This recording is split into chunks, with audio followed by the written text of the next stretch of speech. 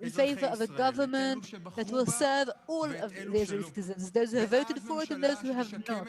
In favor of a government that will restore Israeli economy, will strengthen the health, education, and welfare systems, will back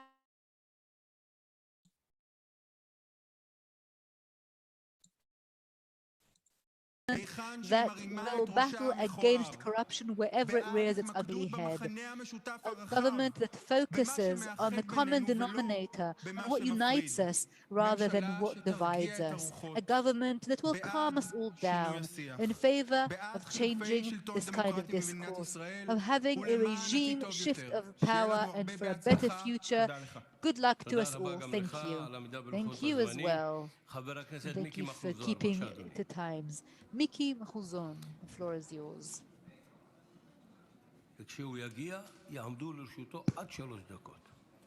You will have up to 3 minutes when he stands on the podium. There's no impartiality here. We are impartial. The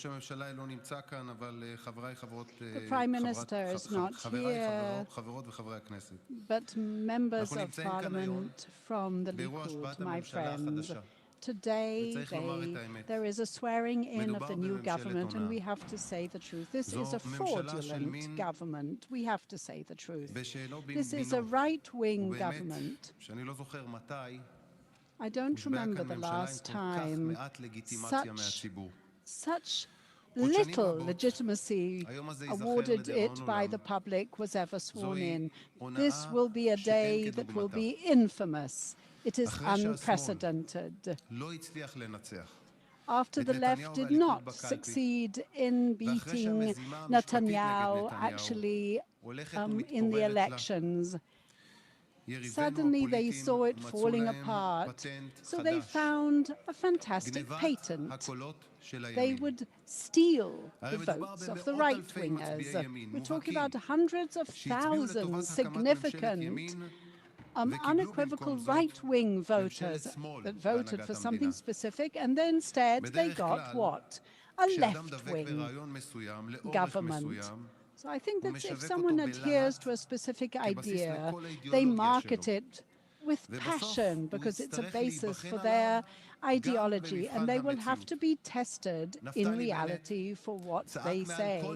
Naftali Bennett shouted from every stage that he is a right-winger. He spoke about sovereignty, about annexation, about Judea and Samaria. But what did he do the moment he had to decide between good and evil? Instead of preserving his ideology and putting on the back burner his vested personal interests, and instead of actually doing that, he decided to be an opportunist. He failed in his first test. 2 years ago, the whole political actual system became turbulent because of his ideas, because he didn't actually succeed in actually passing and getting over that threshold vote. In other words, that really this was such a failing venture that he actually failed at. Yes, there is a new right, but this new right party is to taking the ideological right votes and transfer them to the left ideological wing. Yes, another startup that Naftali Bennett has actually started after all. He's a startup founder, isn't he, in real life as well? But over the last 12 years, the Prime Minister proved that he was a real leader, honestly, in biblical terms even, with amazing accomplishments and achievements in every domain. He turned us into a superpower with 4 historical, unprecedented accords with Arab countries, and he brought us to be the first country that would overcome Corona. He didn't write a book about how to overcome Corona, he simply did it. The moment he identified that this was a real pandemic, in an unprecedented way, he bought an an enormous, unprecedented number of vaccinations, and he succeeded in doing that. Who else would have done it instead of him? He expanded the settlement in Judea and Samaria, and he managed to curb determinedly all the infiltrators coming in on the southern borders. But on the Iranian issue that was so crucial to all of us, he succeeded, but who's going to do it instead of him? Well, I'd like to say in a clear-cut manner, let us work with our heads held high in the opposition, and let us try and topple that government, and then come back reunifying stronger than before. And why? Because most of the people is behind us, and alongside us is also the truth. Yona Zulai, member of Knesset, will now come to the podium.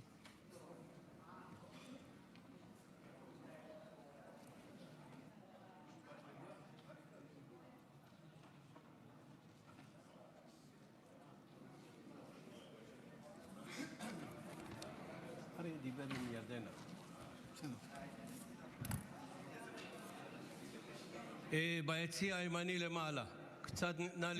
top gallery on the right-hand side, please be quiet. 3 minutes are yours. Mr. Speaker, members of Knesset, and distinguished guests. For you, it's a special day of festivities, and I want to congratulate you. I hope you see much joy in this. To all the children, parents, and siblings and families. It just so happens that this week the Ministry of Health said that we can take off the masks. The unity government is being sworn in today, and it's no accident. The mask is being ripped off of the face of the new members of government in Knesset. And I must ask, what unity? A unity where the senior partner is saying that the ultra-Orthodox should be taken to the dump with a wheelbarrow? A unity against the values, against tradition? What kind of unity? Unity in hating Netanyahu. Unity in hating the Haredis. That's the only thing that unites them. But when we look on the other hand, and maybe some people are angry at Bennett, what do you want from him? A person who does exits in his life. Just this month he did 2 exits.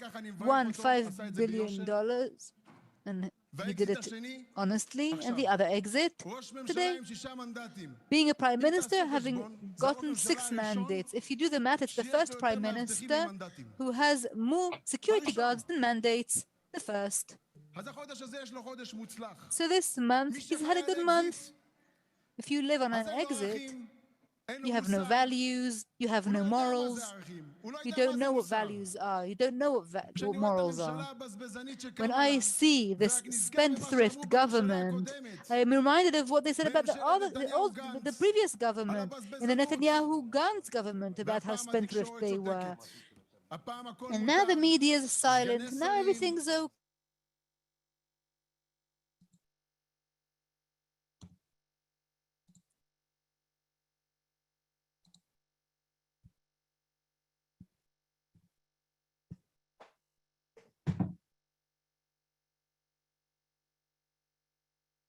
Good evening, everyone. The time is 7:15 in the evening. It's a much warmer evening in Johannesburg this evening than certainly last night.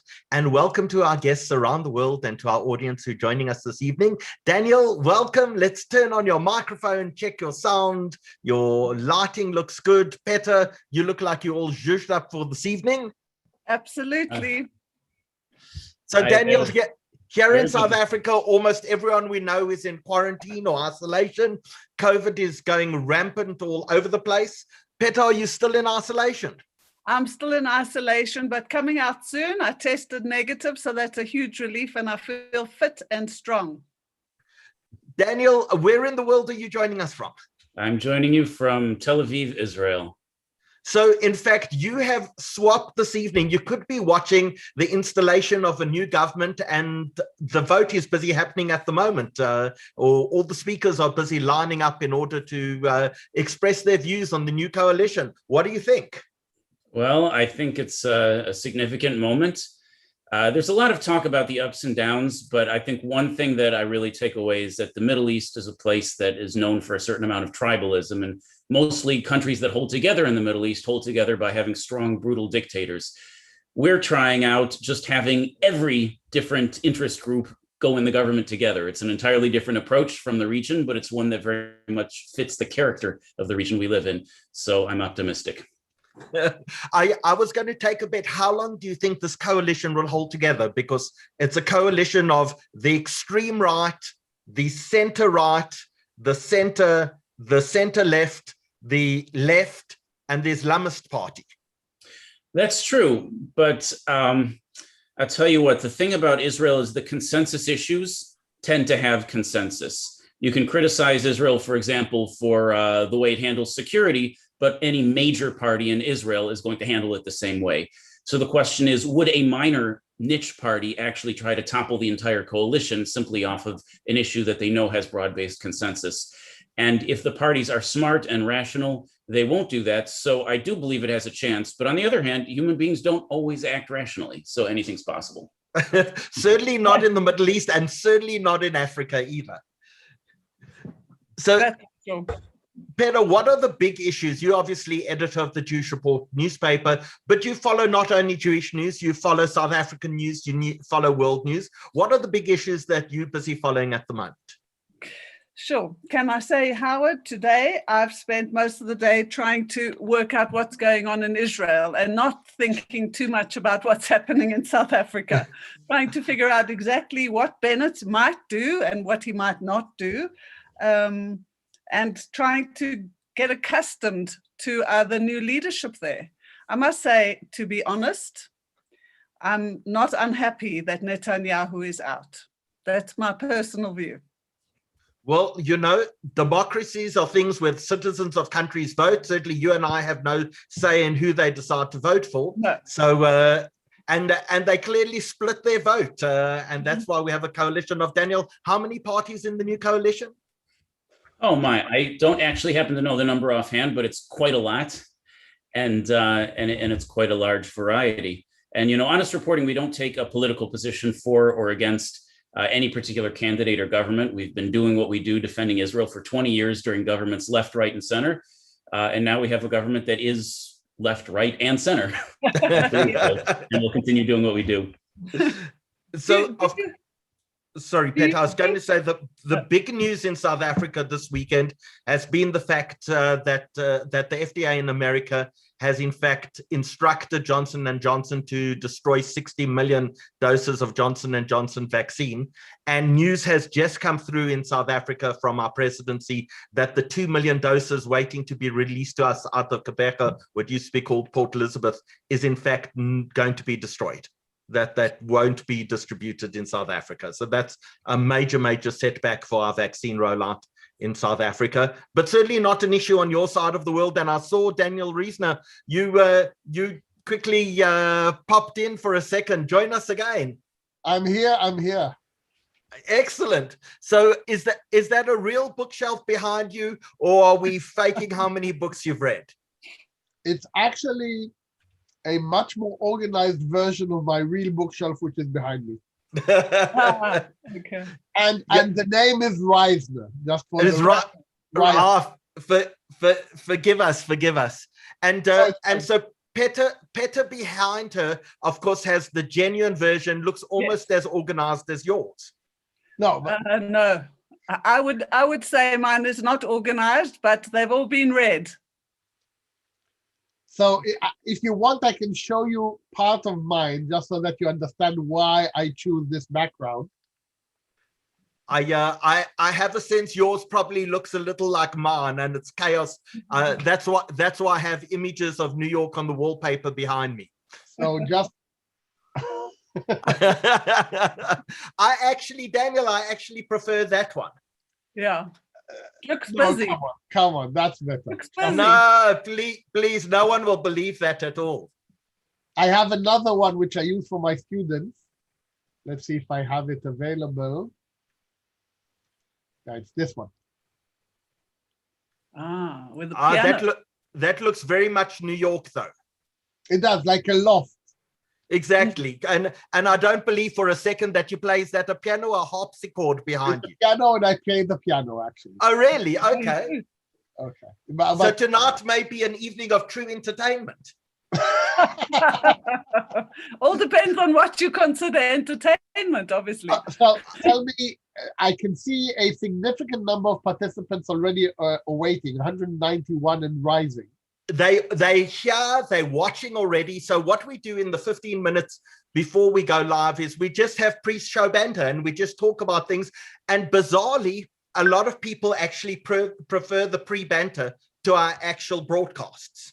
So we could keep the banter going for the next 90 minutes and forget about the forget about it. But, you know, I'm very worried about Daniel Pomerantz. I've never seen an Israeli in a jacket before.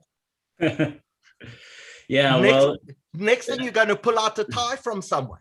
I know. Whenever I put this on in this country, people think I'm getting married or something. They say, "Where's the wedding?" we here the standard you know, we used to be very colonial British, and slowly we're trying to work out why we have to take a piece of material and tie it around our neck. So if ever I'm in a collared shirt, the first automatic presumption is I must be going for a job interview. If anyone thinks I'm employable, they clearly don't know me well enough. Paula, Slier, is that your makeup that you wear? Because in the middle of our broadcast tonight, you're probably going to rush off and do a breaking news bulletin for Russian TV. Meaning, how would you used to see me with no makeup?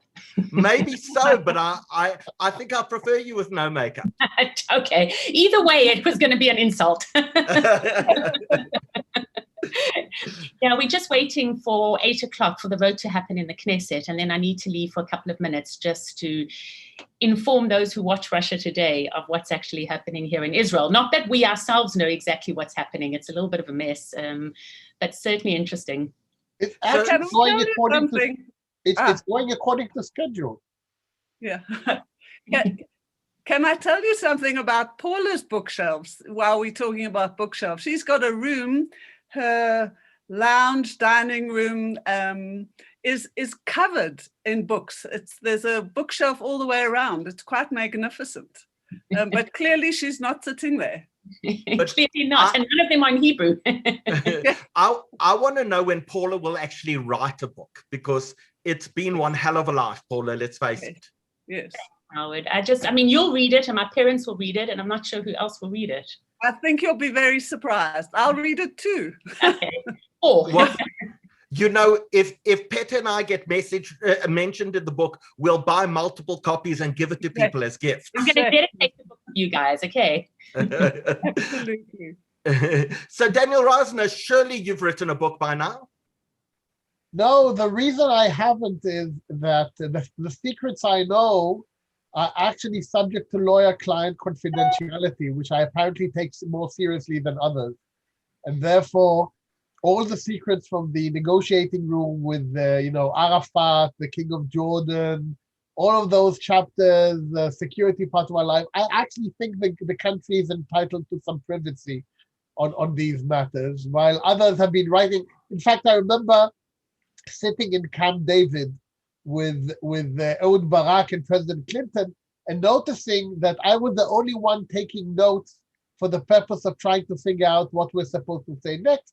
Everyone else was taking notes for the book. So. well, I have on my bookshelf behind me The Missing Piece by Dennis Ross. He was one of the people who was a great friend, and he was taking copious notes every single meeting. Well, having read the book and having had breakfast with Dennis Ross, I believe that he took such detailed notes that every time he went to the bathroom, he actually documented it in the book. It was that detailed. I didn't follow him enough to see if that was the case, but let's just say, if I ever need to remember what was said in a certain meeting, calling Dennis is the shorter part. So in fact, Daniel, maybe you can help us, because I wrote to Dennis last week asking him if you'd do a webinar with us, and I'm having difficulty getting through to him. So I'm going to abuse my privileges with you in the week that come. But were you in the room when Camp David broke down? It was the last days almost of the Clinton administration. Bill Clinton had placed an enormous amount of energy and effort into making sure a deal was done. The deal, in fact, had been done, as I understand it, between Yossi Beilin on the one side and Mahmoud Abbas on the other side. Was it not a done deal when you walked into the room? It was never a done deal. It was a fabrication. We weren't even close in Camp David. Was it close between the teams, or we not at all? Almost never met the Palestinian side of Camp David. There's that amazing image of Bill Clinton and Barack almost coaxing Yasser Arafat into the room to negotiate. No. The point was that Arafat and the Palestinians thought that they were walking into a joint Israeli-American ambush. And the reason was that it is true that there had been pre-negotiations for about 6 months between Israeli and Palestinian teams, which had brought about a significantly advanced draft of the permanent status agreement, which was the basis for the Camp David negotiation. But that draft had left all of the big issues open, and Camp David was supposed to close those issues. The problem was that the Palestinians thought that Barack and Clinton had connived together to pressure them into accepting the Israeli positions on every open issue. And therefore, they came to Camp David with the intention of not saying a word. Wow. And they succeeded in not saying a word for the entire 3 weeks.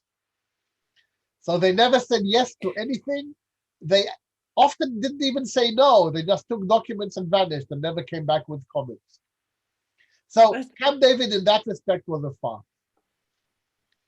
Were you involved at all in the negotiations between Ehud Olmert and the Palestinians? Olmert asked me to be the chief negotiator for him. I refused because it would have required for me to go back into government service, because to their credit, they said they did not want private lawyers from the outside taking public roles, which is what all prime ministers have done before and after. And I said, I commend you for that. I think that is the right answer. But the problem is that I can't afford to go back to government. I just retired. And therefore, I served only as an external advisor to Olmert, and I wasn't with him in the negotiations. And that is actually the only period between 1994 and 2014 when I wasn't with the Israeli prime minister in the negotiations with the Palestinians. Right. Well, the time has just gone, 7 p.m. For those of you who've been watching us, you can understand what we're going to be talking about tonight and how we've gone and hand-selected the right people to appear on our panel this evening. So welcome to the 98th webinar since lockdown began. Peter, can you believe it's 98 already? I actually can't, Howard. It feels like yesterday. It's astonishing. 98 is a hell of a lot of webinars. I'd say 90 of which you've led? Probably 94, I think. So if you want to know what I've done in the 15 months since lockdown began, this is what I've done. About 4,000 hours, I think, since lockdown has begun. For those of you in Israel, you'll know that in South Africa, we're now going through our very serious third wave. The numbers are spiking dramatically. The private hospitals are full. The government hospitals are filling up. It's not an easy place to be. We're reaching almost peaks that we didn't see in the second wave as well. So while you guys wander around, and I think as of today or this week, you no longer have to wear a mask even indoors, we're very much social distancing. Petter's in isolation. Some of her colleagues at the Jewish Report have all tested positive for COVID. Within our community, in one single day, 65 Jews in Johannesburg tested positive in one single day. So we're living in a very different universe to you guys. But we have hundreds and, in fact, thousands of people watching us this evening on Zoom, on YouTube, and on Facebook. So welcome to all of you. Let us know where in the world you're watching us from. We'd love to hear from you. And Petter, you bring out an edition of the Jewish Report every single week. This is the latest edition. It's got the chief rabbi on the front page. I want you to tell me, though, about maybe something on the third page, because I think that's really, really important for our community. Issues of Lithuanian citizenship. Okay. Issues of Lithuanian citizenship. Okay. That's a big story. Yes, yes. So that is a really big story. And if we were living in ordinary times, that would have obviously led the newspaper. The point is that there was a change of law that happened around December that has made it a little bit more difficult for us to get citizenship, because I don't have all the facts in front of me. You probably can read it from there. But it just leaves things a little bit too open to interpretation. So when before, all you needed, well, not all you needed, but you needed documents to prove that your ancestors or grandfather, whatever it is, came from Lithuania and didn't give up his citizenship or her citizenship. Now you're going to have to correct me if I'm wrong, because the facts are not at my fingertips. So now you have to prove that there was an active desire to keep your Lithuanian citizenship while your family was all being murdered in Lithuania. You had an active desire to keep citizenship. That's a big story. Go collect your copy of the Jewish Report. You can find it at Pick and Pay and Spar and Checkers and Exclusive Books and CNA and Discam, and at your local garage shop and probably your kosher butchery, a shul, a school. We're in about 240 locations around the country. It's a really important read. And if you're not going out like me, I haven't left my home. I went for a drive today, but I'm not going out. Go, if you don't pick up a hard copy edition, go on to www.sajr.co.za, download the full edition of the Jewish Report, or look at each of the articles individually. It's really an amazing, fantastic read.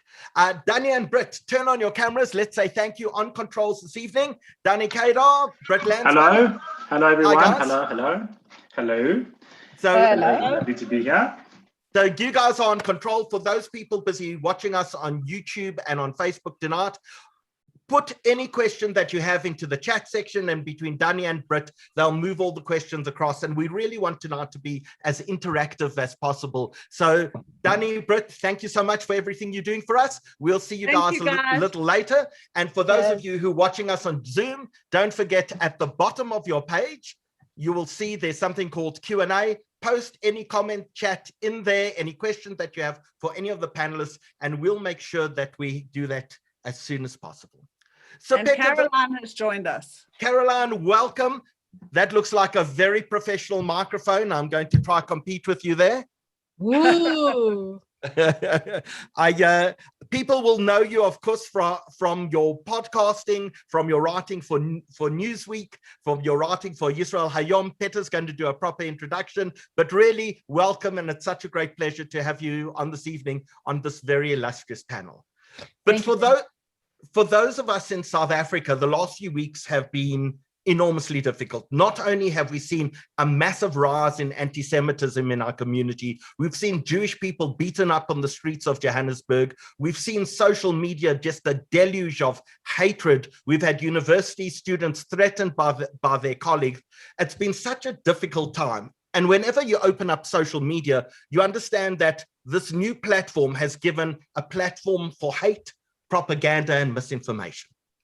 I've even seen staff members of mine posting stuff where they haven't bothered to even Google if it's true or not. I've seen friends of mine, or at least people I thought were friends, doing "Wish Hitler was here" on Facebook.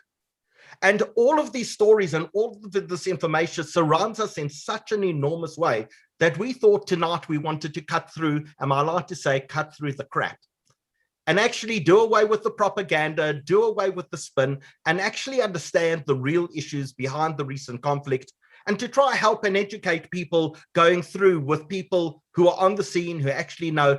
Peter will introduce the panel, but Paula, Slier, you've been in riots and you've been through the Arab Spring, and you were in Libya and Egypt, and people will know you from Russia Today. If we turn on our channels and our TVs just after 8 o'clock, we'll see you do a live broadcast as your new Prime Minister gets sworn in Israel. Yeah, we are on standby. The vote is supposed to happen any moment now. Of course, that's the big news happening in Israel. It seems a done deal, but let's just wait until the voting takes place. About an hour and a half ago, the incoming Prime Minister, Naftali Bennett, addressed the Parliament, but there was a lot of heckling and a lot of people shouting that he was a traitor and that he's a liar. And I spent the day on the streets asking for public opinion, and it really is divisive. I would say that is roughly around 60% of Israelis who voted in the last election voted for parties on the right. So particularly when I talk to those who voted for Bennett, they feel betrayed. Many people saying they feel as if he stole their votes, that he took their votes and joined a coalition with parties on the center and the left.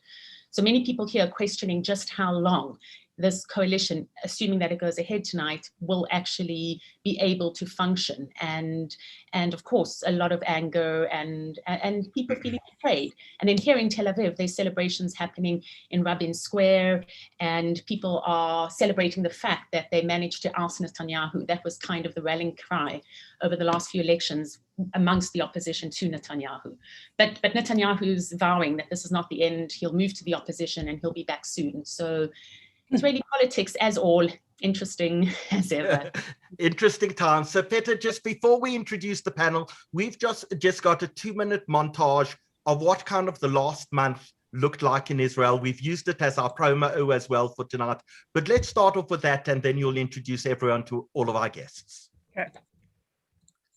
القول قول الصوارم كي تسترد المظالم حتى الأراضي نسام رسول أهل العزائم القول قول الصوارم كي تسترد المظالم حتى الأراضي نسام رسول أهل العزائم القول قول الصوارم كي تسترد المظالم حتى الأراضي نسام رسول أهل العزائم ما دنسوا لي حمانا لو طوقته الضراغم حثالة البغي صالت فأين عهد الحواسم ناسوا بأننا أبات نذود ذود القشاعم نحن الذين وطئنا بالخيل عرش الأعاجم بالخيل عرش الأعاجم We will move this conflict رسول أهل العزائم earlier said that they were targeted on the Israeli side. المظالم حتى الأراضي Let's go in. نحن الذين بنينا حصوننا من جماجم سقنا حليلات كسرى بالسوط سوق الغنائم رسولنا من صنعنا بنات مجد أكارم رسولنا شمس حق أضاء وجه العوالم أضاء وجه العوالم الصوارم كي تسترد المظالم حتى الأراضي رسول أهل العزائم القول قول الصوارم كي تسترد المظالم حتى الأراضي نسام رسول أهل العزائم أنار مشكاة ليل من الضلالات قاتم وصاغ من بعض قوم جيلا مع الفجر قادم فحطموا رأس باغ وذللوا كل ظالم حربا على كل حرب سلما لكل مسالم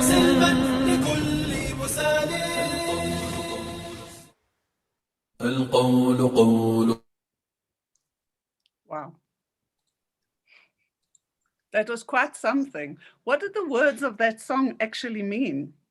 Don't ask me difficult questions. I went and Googled the war music on YouTube, and that's what I came up with. Okay.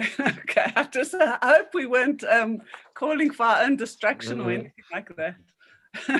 Okay, let me introduce everybody. As you've already met Paula, she's no stranger to us, and while she may be the correspondent for Russia Today, she's also our Middle East correspondent for the South African Jewish Report. And she was born in South Africa, grew up here, and originally made her name here before she went to the Middle East. Hopefully one day she'll come back, who can tell. Daniel Pomerantz, who was the first on tonight, is the CEO of an organization called Honest Reporting, which is dedicated to helping ensure truth and integrity in the media, particularly as it impacts Israel. He's also an attorney.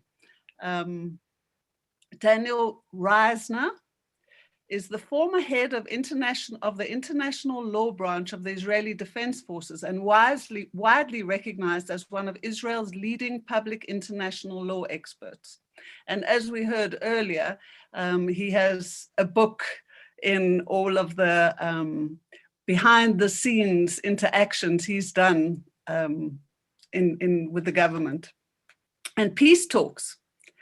Caroline Glick is the senior columnist for Israel Hayom and Newsweek and hosts the Caroline Glick Mid-East News Hour. She's also a senior fellow for Mid-East Africa at the Center for Security Policy in Washington, DC.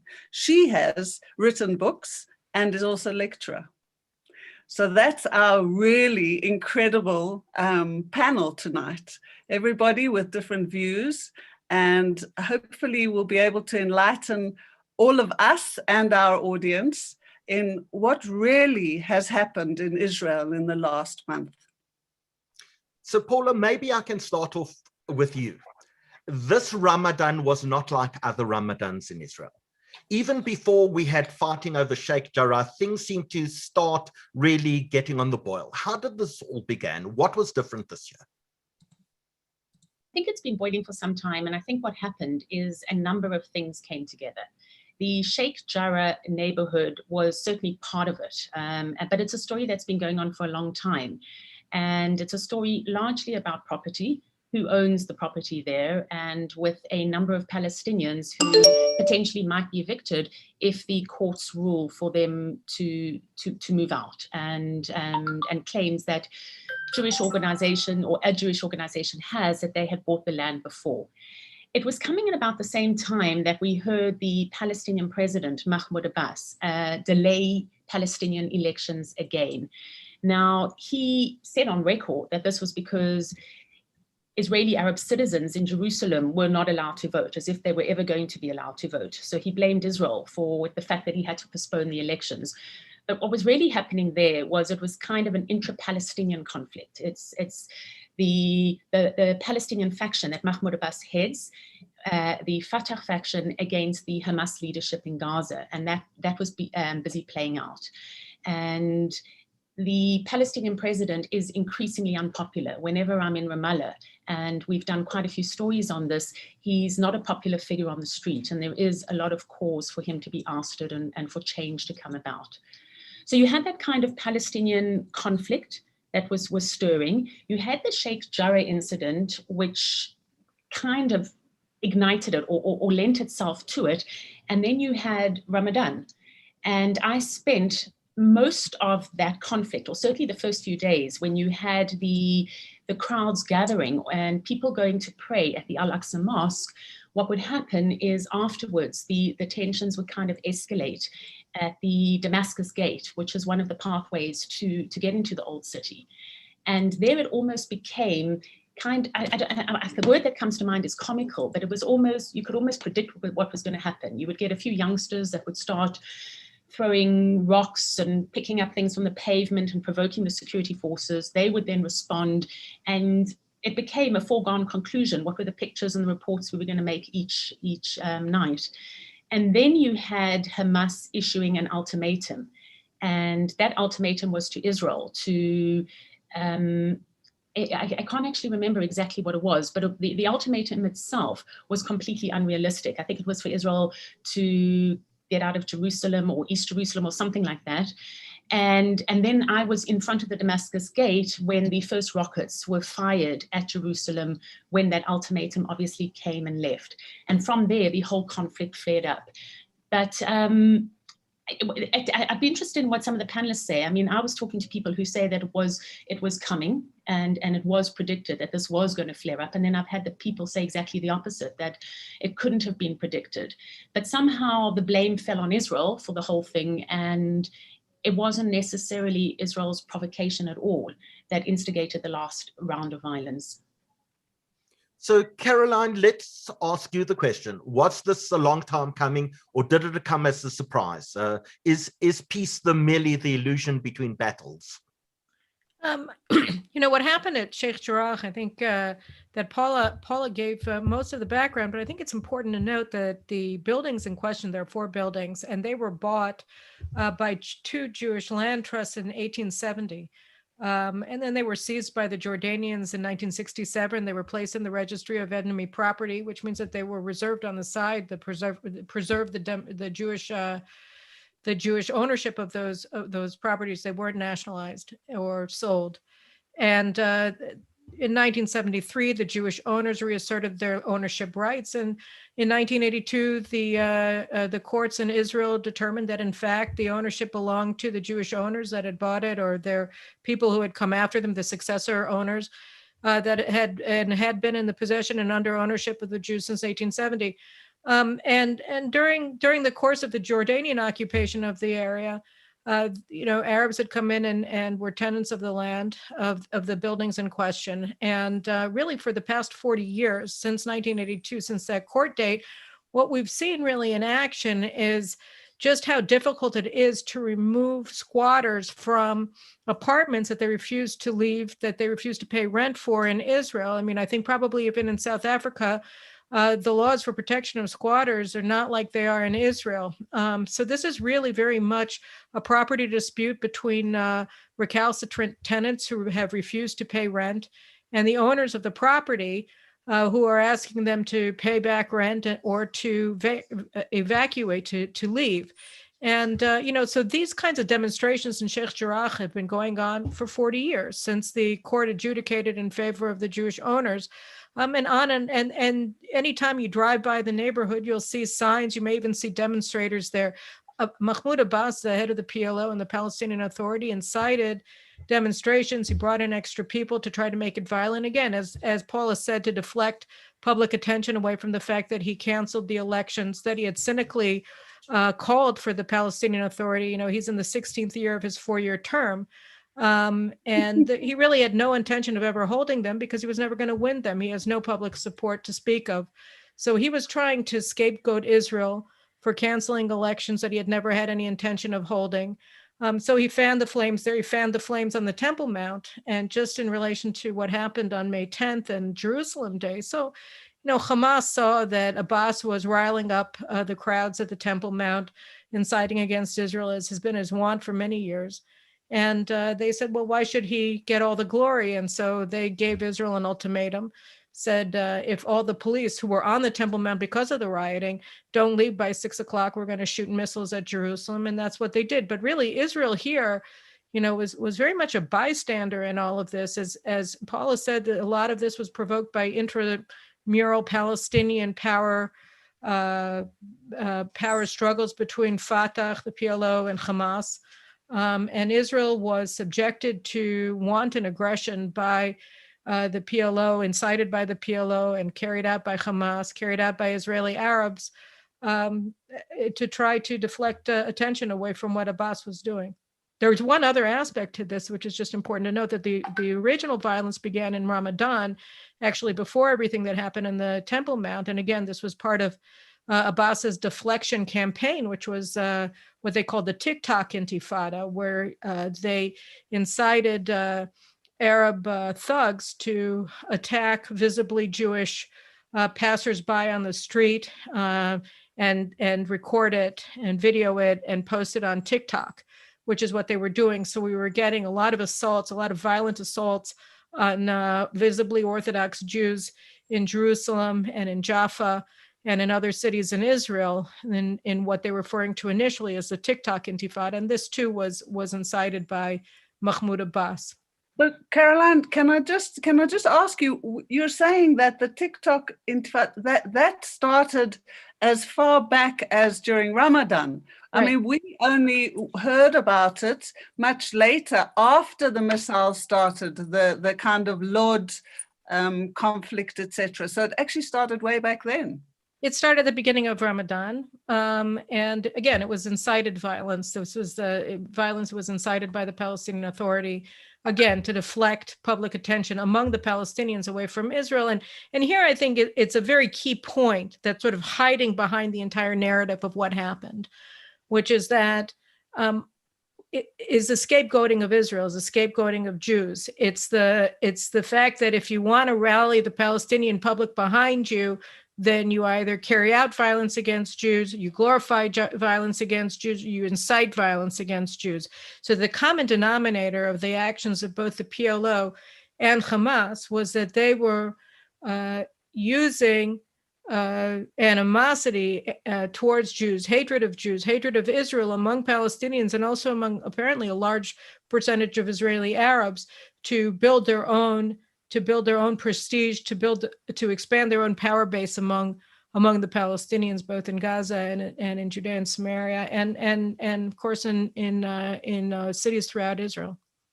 I want to ask Daniel Reisner first about the legal position relating to Sheikh Jarrah, and then Daniel Pomerantz, I'm going to come to you because there's been this claim that what happens in Sheikh Jarrah is ethnic cleansing, and I want you to unpack for us if it's really ethnic cleansing or not. So Daniel Reisner, what is in fact Reisner, sorry, what is the legal position relating to Sheikh Jarrah?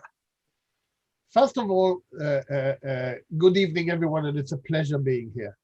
As Caroline explained earlier, the source of this dispute goes back to 1948.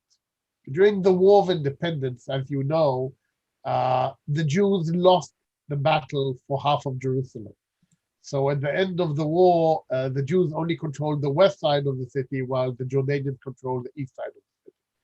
But Sheikh Jarrah was an area where actually, as Caroline said, the land had been originally purchased by Jews, but the people who the Jordanians brought in to live there were actually refugees from West Jerusalem, who had fled in the 1948 war from the Jewish-controlled part of the city.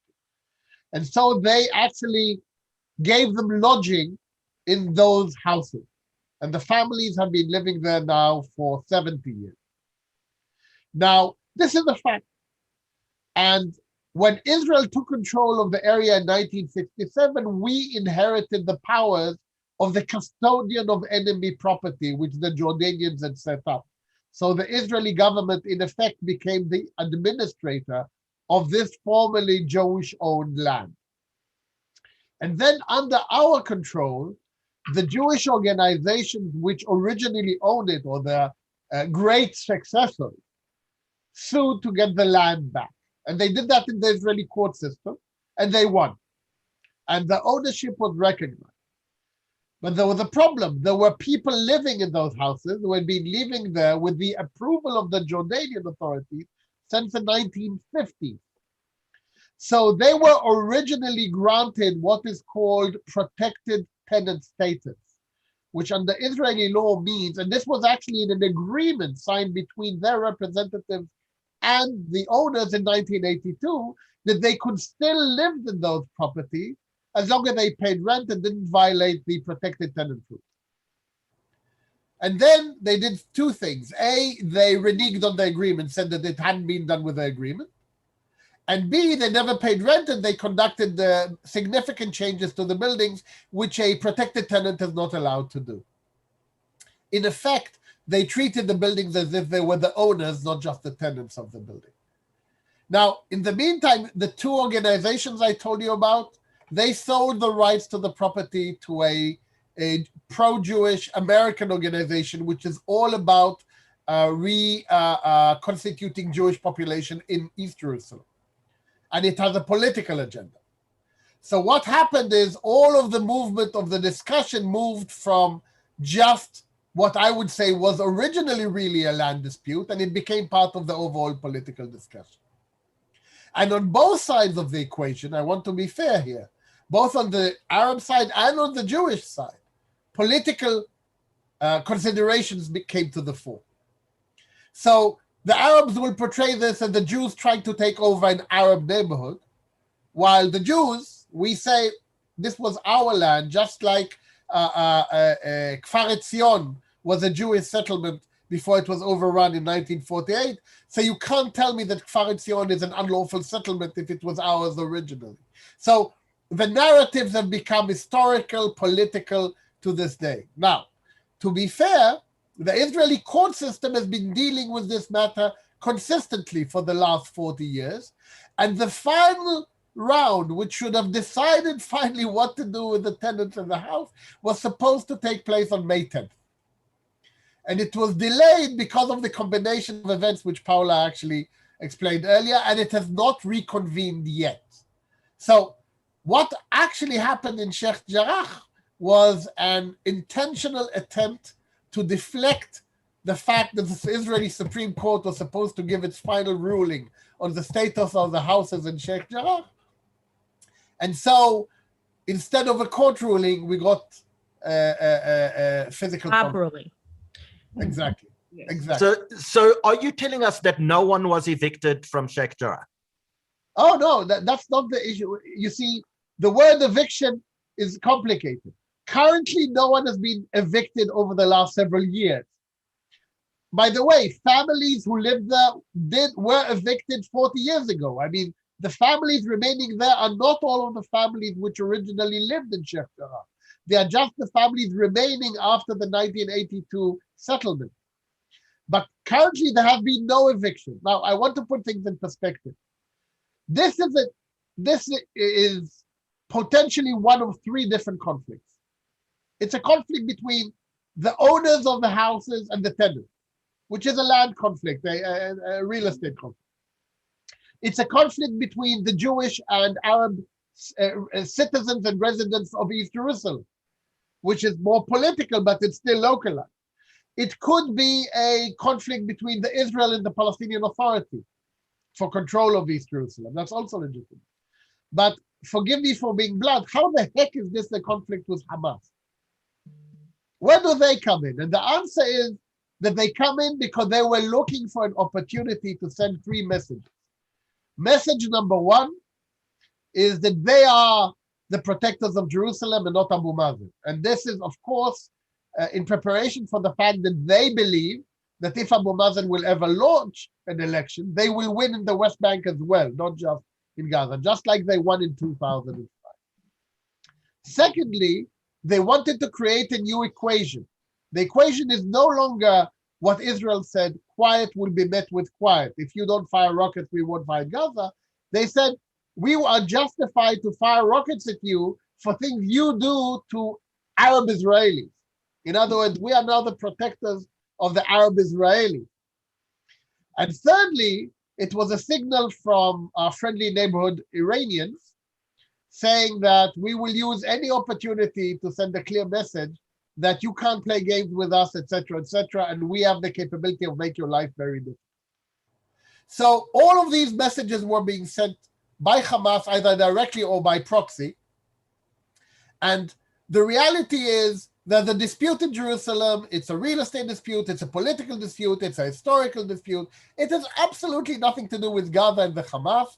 And they, as Paula correctly portrayed, they came up with an ultimatum saying, if you guys don't stop that over there, we will fire at your women and children and kill your citizens because of that. So in effect, it's a protection racket, a criminal protection racket, a terrorist protection racket. And that's what we're dealing with. So let's ask Daniel Pomerantz, sorry, just very quickly. Can I just interject one thing very because just specifically about what Daniel said, because I think it's important to make this clear to your audience, which is that it is first and foremost a legal dispute about tenancy in these apartments, and the fact that the owner today is an American company that then runs is I think very clearly showing the anti-Semitism also at the heart of this dispute, because really what this dispute is just a normal question of protective tenancy in Israel. The reason why it's been blown out of proportion and it's being used by, people, members of the far left in the US Congress and obviously in South Africa and all around the world to demonize Israel is because at the base of their contention is the claim that there's something illegal about Jews as Jews asserting their property rights in Jerusalem.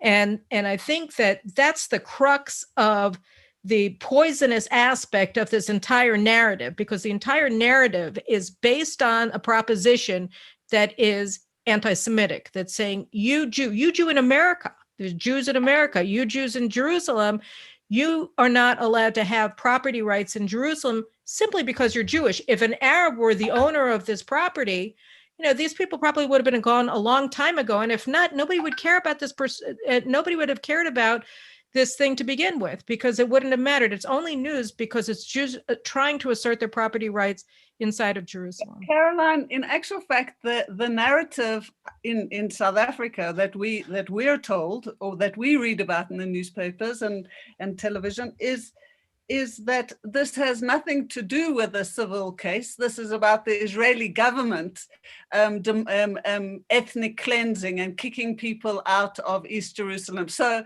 the whole point is actually missed totally here. So I'm not sure how it's portrayed specifically in the States, etc., but that's how it's seen here. That this is let's ask Daniel Pomerantz. The accusation in South Africa is one of ethnic cleansing, but we're dealing with 4 properties, of which no one's even been evicted out of. How is that ethnic cleansing? Yeah, I'll tell you what, I love how the conversation flows from increasingly deep levels of analysis and increasingly deep levels of depth. As Paula said originally, it was a land dispute, a real estate dispute. And then Carolyn came in and pointed out that this actually was ethnic cleansing when the original Jewish owners were all either killed or exiled in 1948. That is ethnic cleansing in its clearest and most brutal possible form. Then Daniel Reisner pointed out that there's a lot of complex legal issues involved and a complex court process, and that very importantly, there was an agreement that the Jewish families and the Palestinian families came to an agreement in which the Palestinians could continue living there, but would pay rent to the Jewish owners. And then there's the honest reporting aspect, which is where we come in and we like to find the thing that no one else has found. That's our specialty. We like to research and we like to dig behind the news. Our narrative is not the Israeli narrative, it's not the Jewish narrative, it's not the Muslim narrative. It's the thing you didn't hear. And here's what you didn't hear. And I'm actually gonna share a link to an article I wrote about this, that there was indeed a compromise. And the Palestinian Authority government came and threatened the Palestinian families, saying that if you dare agree to this compromise, we will put you in significant danger. And that was when the compromise fell apart. That's when they stopped paying rent. And that's when the court process began moving forward. And I like to tell this story because it truly is a microcosm for the entire Israeli and Palestinian conflict. It is one that has, in many cases, people who really do just want to live and live a normal life and get along, if not love each other, at least live side by side with each other and live their lives. And it may be a radical thing to say, but I don't think peace is that hard. Because if peace was that hard, you wouldn't have the Palestinian government investing so much effort to try and sabotage it. They are working harder to sabotage peace than you even need to work to create peace. Remember, this is a government that has a law on the books that selling land to a Jew is punishable by death. In Palestinian society, raping someone is not punishable by death. This is literally the worst crime that a citizen of the Palestinian Authority government can possibly commit. That is really what happened. And I think it's a shame that the story isn't being told, because the people who suffer for it are ordinary Jews and ordinary Palestinians who really would like to live a better life. And when the media doesn't tell that story, it gives ammunition to the people who are working to sabotage peace. Now, the next step, as everyone alluded to, was that Hamas was feeling a little left out in all of this. I like to remind people that our highest value, I'd say, in most of the Western world is a certain pragmatism. We believe in the value of compromise and of sacrifice today in order to have a better tomorrow. the highest value in the Arab world, you go everywhere in the world, you go to China, you go to Vietnam, you go to India, there are always different value systems, and anyone who does business internationally has to adapt to it. The highest value in the Arab world is personal dignity. And that's not a bad value either. It's a wonderful value, but it is a different one. When Mahmoud Abbas canceled the elections, that humiliated Hamas. Losing the elections would be okay. Having the elections canceled is just humiliating. It made them look completely impotent. Then he went and sabotaged the effort at compromise in Sheikh Jarrah. Then he went and incited this violence on the Temple Mount and at the Al-Aqsa Mosque. And Hamas was just sitting entirely on the sidelines. And so they started firing rockets at Jerusalem. Now remember, their rockets are indiscriminate. So those rockets could have hit the Al-Aqsa Mosque or the Western Wall or the Church of the Holy Sepulchre. The reason they didn't hit any of those things was because of the Iron Dome. Now think about the irony that Hamas is putting the Al-Aqsa Mosque in the line of fire, and the IDF is the force that's protecting it. Everything is so afuch al afuch, so backwards of backwards. But if anyone wants to check this out, because people always ask, and I'll give up the microphone just a moment, Peta, I'll let you know. I'm going to put in the chat here a link to an article that I wrote on this very topic in just a moment so that you can check it out if you'd like to. Please do. Thank you very much. Can I take us back? I mean, we've already covered a lot, but there's a lot we'd like to still unpack here. Can we go back to Temple Mount on May 10? What actually happened? I mean, people speak about, or the media, the mainstream media speak about Israel's attempt to conquer Al-Aqsa. What really happened? Can one of you, who would like to take us back? Caroline, do you want to? Sure. May 10th, again, it was Jerusalem Day, and that's, the day that Israel celebrates the reunification of Jerusalem, the end of Jordanian occupation of eastern, northern, and southern Jerusalem during the Six-Day War. What had happened already was that you had violence being incited by the Palestinian Authority and also by Hamas in Jerusalem. It's crazy that Hamas has a spokesperson in Jerusalem, but he actually is in our capital city and inciting violence against Israelis and Jews. And so they had been inciting these riots at the Temple Mount and attacking Jews. And as a result, the police reinforced their presence on the Mount. And then they said, Israel is to blame because there are police on the Temple Mount. And so that was basically what happened. It's just like, the police came to end the demonstrations or to break up violent demonstrations in Sheikh Jarrah. The police are throwing poor Arabs out of their houses and aggressing against them. So it's always the Israeli response to the aggression that is then used as an excuse for more aggression. They were attacking Jews on the street in the TikTok on Intifada, and so you had far right-wing Israelis who were protesting against the Arab violence, and then that was used as the reason for the violence that had preceded it. That's the justification for the violence that came after that. So here too, the police came up to break up the violent attacks, and in the meantime, Hamas then issued this ultimatum, said if the police aren't off the Mount by 6 p.m., we're gonna send missiles to Jerusalem, and they carried that out. But basically, this had been violence that had been incited by the PLO and by Hamas in the Temple Mount. Israel was responding to the violence, and then they were using Israel's response to the violence, which wasn't very strong. It continued on as a justification for then opening up a missile assault on Israeli civilians. In the course of 10 days, they shot over 4,000 missiles at Israeli civilian centers. So that's what happened. Thank you. Can I add? Was there? Did the police storm Al-Aqsa? Did they actually go in? Did they attack people in prayer, which is what was read around the world? I know. No, but I mean, in terms of where, I remember we weren't allowed to actually go, we were not allowed to go into the Al-Aqsa Mosque compound. we did try on 2 occasions and were stopped from actually going there as journalists. So most of the journalists were actually positioned at Damascus Gate, which is a fair distance away, and you have to go through Damascus Gate to actually get to the compound. One of the things I wanted to add to what Caroline said is that we did receive the reports that people had stockpiled rocks, and we even heard Molotov cocktails and things were stockpiled in the compound, and people had slept there the night before. So what I understand is that, exactly like Caroline said, is that there's always a small group amongst the people praying who kind of are the protesters. You saw it as they came out of the mosque, and where we were all reporting from Damascus Gate, most of the people came through quietly, and it was, like I said earlier, it was the same pattern the whole time.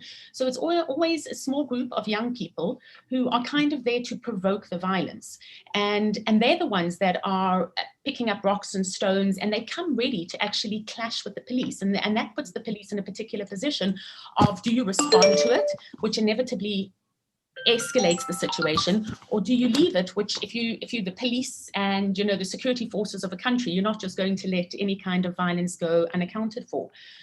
I wanted to also add that when Hamas started firing those first rockets at Jerusalem, I was at Damascus Gate, and there was a few moments that nobody actually knew what was happening, because the sirens started sounding, and there haven't been rockets fired at Jerusalem for a very long time. And then the Palestinians or the Israeli Arabs that were there started cheering. And for them, it was a great moment. People literally came to the streets and were cheering and dancing. So it lends itself to what's being said in terms of how Hamas has managed to actually use the situation to kind of take control of it and get credit and popularity towards themselves. But certainly where I was and where most of the media was positioned, it was quite clear that the security forces were responding to violence that was being initiated and provoked from a group of young people who were protesting. Having said that, Peter, I do want to add that sometimes I do think the police had a heavy arm. I mean, there were a few times when I did see them kind of brutally attack people and put them on the ground and carry them off into the vehicles. It's not that that's not happening. But if your question is in terms of who started it, from what I saw, it was definitely coming from the side of a young group of protesters. Okay. And Daniel, Daniel Pomerantz, one of the things that people say is that Israel was too heavy-handed with weapons, and these people had stones, perhaps. What is your take on that? Well, without even having to get into opinions, we can look at the numbers and the facts and break down what happened. The protesters, I hate to use the word protesters when you're throwing Molotov cocktails and explosive devices. That's not exactly Martin Luther King marching on Capitol Hill. That's my American perspective sneaking in there. But, there's that famous picture of what appeared to be the Al-Aqsa Mosque on fire. It was actually a tree that was on fire because they were using fireworks as rockets, and there was rocks and Molotov cocktails. The Israeli police came in with non-lethal crowd control measures. And what we know for a fact was that the total number of Palestinian deaths in that event came to a grand total of 0. Nobody was killed. Some people may have been injured. Certainly people were arrested. No Palestinians were killed in that. So at the end of the day, the Israeli police used non-lethal crowd control against rioters who were using explosive weapons. And then the next step was that Hamas responded to that with 4,000 rockets, which did in fact kill people. Incidentally, 680 of those 4,000 rockets killed quite a number of Palestinian people in Gaza. What do you believe Hamas's intention was with those missiles, rockets? Well, I believe that their intention was to, first of all, to prove their relevance, to show the Palestinian people that they still have pride and dignity, and that they should be considered a more powerful force than the Palestinian Authority government. The next thing they did was they had all sorts of clever operations. They had a special submarine team. They had special drones. They had, of course, this tunnel network called the Metro prepared. I think they had been stocking up on weapons with support from Iran for several years. And in fact, Iran itself directly launched a drone at Israel from Syria. I think they honestly believed that they had a chance of, if not winning, at least inflicting heavy damage and really showing Israeli cities just level to the ground. I think they really believed that that was going to happen. And the amount of Israeli intelligence and precision response is just stunning. If you consider how many tricks Hamas had up their sleeve and how many weapons they had and how little damage they caused, we really are, I don't know if it's tremendously lucky or tremendously well prepared, but it was absolutely reasonable for Hamas to believe that this could have gone very differently than it did. Can I just add something?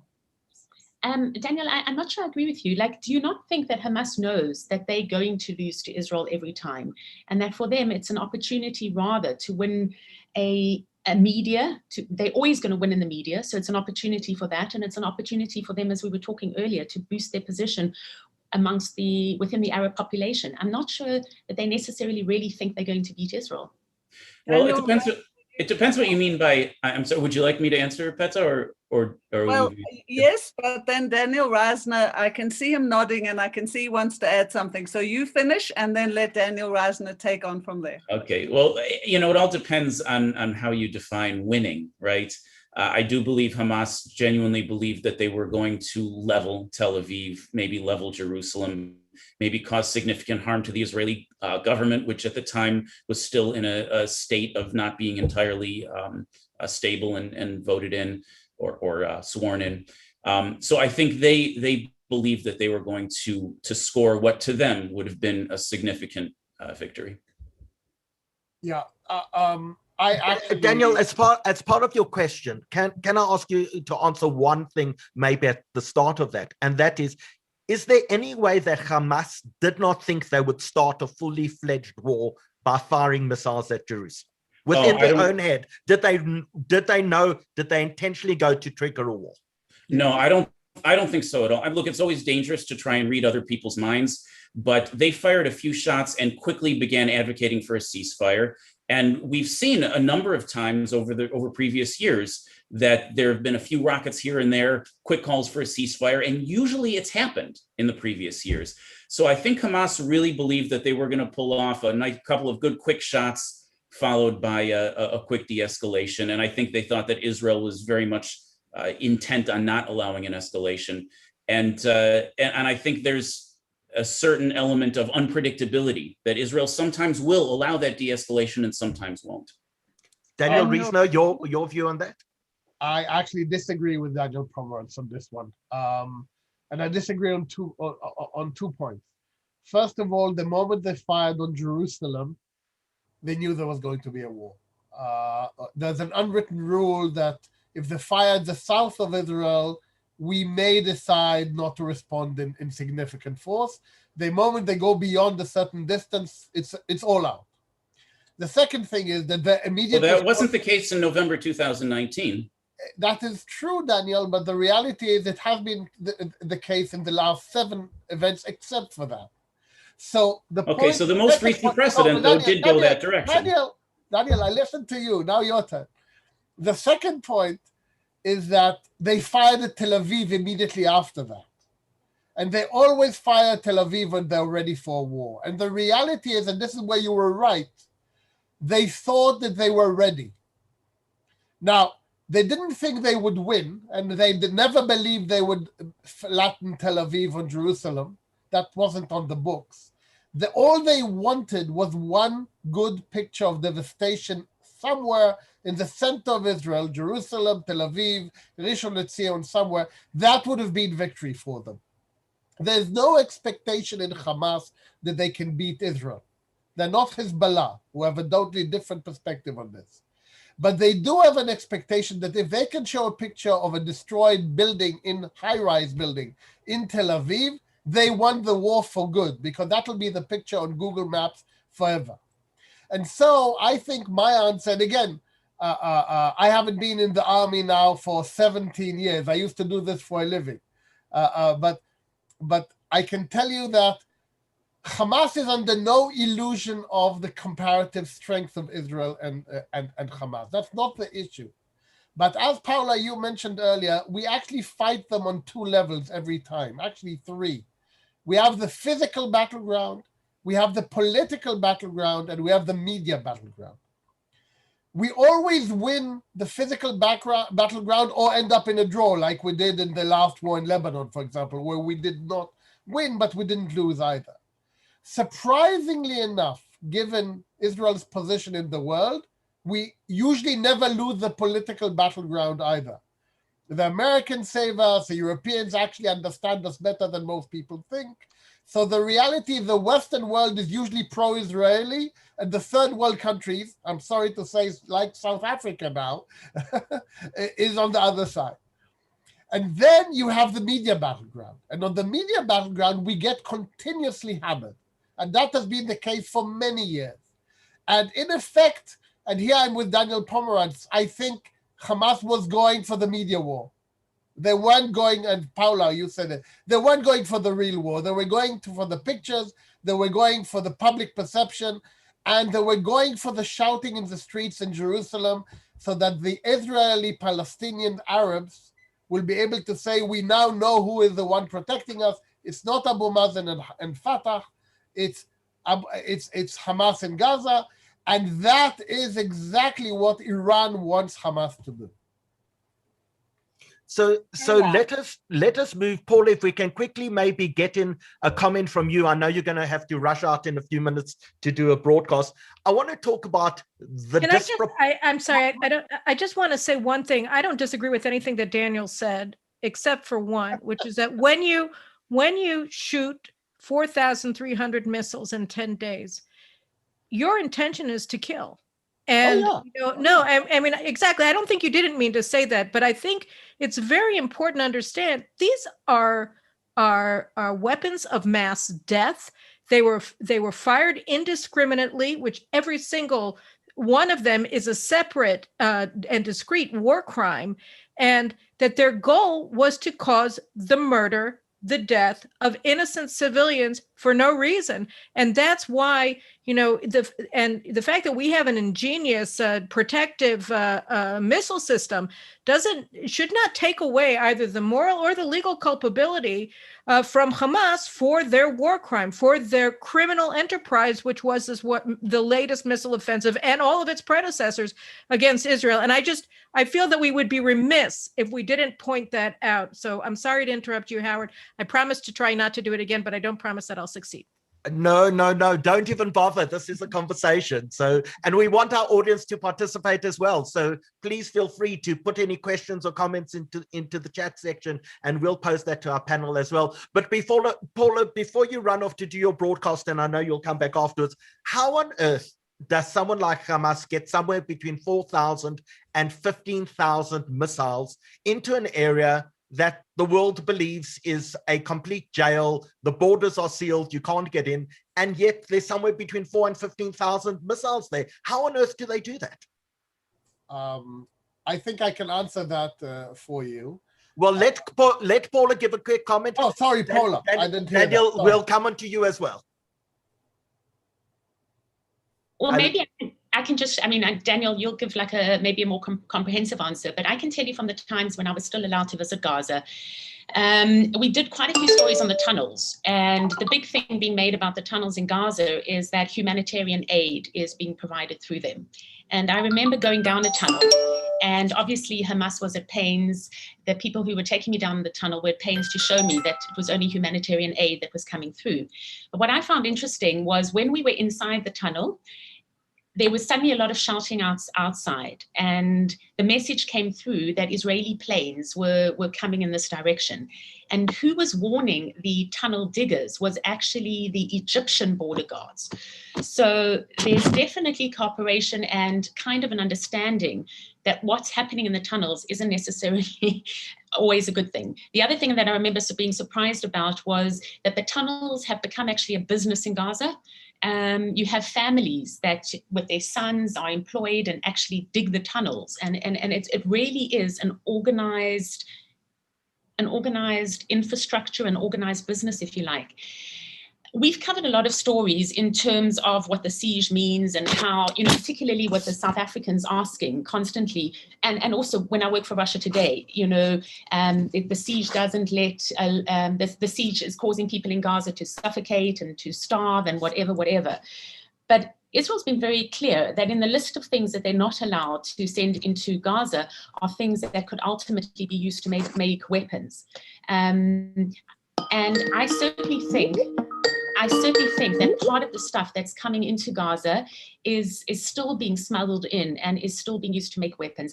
I need to go for one moment just because they've announced the new prime minister, and I'm just going to do a live and I'm going to come back. I'm sorry, guys. Okay, no problem. Daniel's going to take over from you and talk about how the missiles get into Gaza, and also then if we can address this issue of proportionality in international law. Okay, so first of all, on the facts and situation,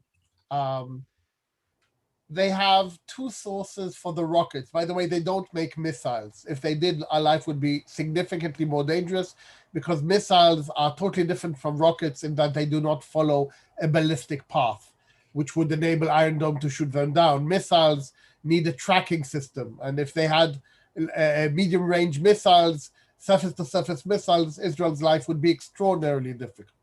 So we currently are still fortunate that they only have rockets.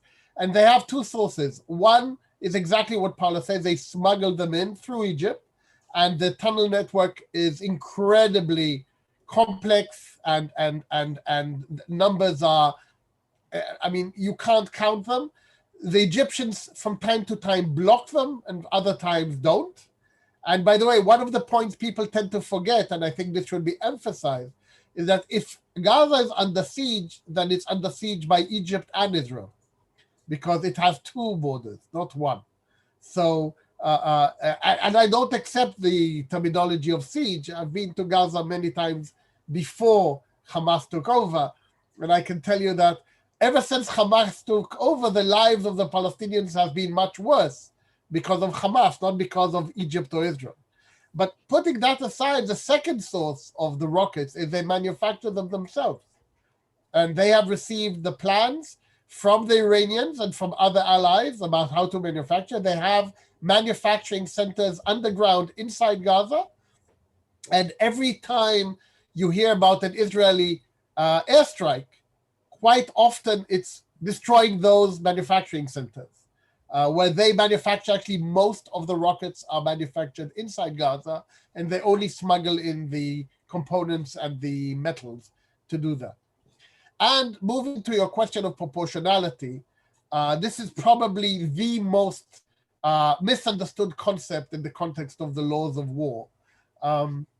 Many people say that Israel's response must have been disproportionate because only 10 Israelis were killed by Hamas rockets after, taking away Iron Dome and everything else. And on the Palestinian side, it was over, I don't remember what the number, over 100 or 150, I don't remember the number. And then people say, especially journalists, say that is a disproportionate number. And the reason I say misunderstood is because international law never says that you have to have proportionality in number of casualties. The principle of proportionality in warfare is actually totally different. And it goes like this. It's not a simple rule, but I can explain it quite easily. It says, if you are attacking a legitimate target, it has to be a legitimate target, and using a legitimate weapon system. So these are two pre-tests that you have to go through. It's an enemy combatant and you're using a lawful weapon. When you do that, you need to ensure that the anticipated military advantage as a result of that attack, that is the one side, is equal to or greater than the anticipated civilian casualties. In other words, there's an apples and oranges test in international law, which says on the one hand, anticipated military advantage, on the other hand, anticipated what the Americans call collateral damage. If the collateral damage is excessive with respect to the advantage anticipated, that is an unlawful attack. However, if it is not, it is a lawful attack. And that is the principle of proportionality in warfare. Now, A, that is a very complicated rule. B, it's very ambiguous. How do you compare between anticipated advantage and anticipated collateral damage? There's no formula for this. I spent now, 36 years applying this rule in practice. And I can tell you that we've done this together with all the other armies in the world to figure out how best to implement it. But putting it in the context of the Israeli-Hamas war, I want to make something very clear. In 2002, I set up for the first time in the IDF a mechanism whereby trained international lawyers approve every single target for attack to ensure compliance with the 3 rules I just told you. So every single target you hear, which was targeted, which is not a target of opportunity, which in this current situation, there were almost none, was approved by military commanders saying it's a legitimate military target, and an international lawyer who reviewed it and the collateral damage assessment, and they both together reached a conclusion it's a legitimate target. Now, if you go to Hamas, the picture is exactly the reverse. They do not review targets except to identify civilian concentration and to try to defeat our defense system.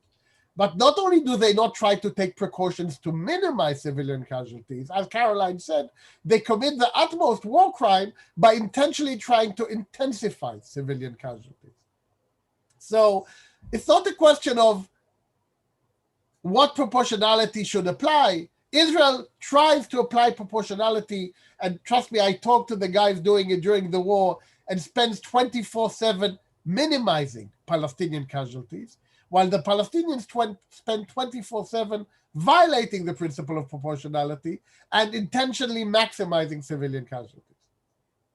So Daniel Pomerantz, proportionality, we've learned, doesn't mean to say because Hamas fired 4,300 rockets at Israeli civilian areas that Israel's entitled to fire 4,300 rockets at Hamas or Gazan civilian areas. We've learned that that isn't correct. So is Hamas guilty of war crimes?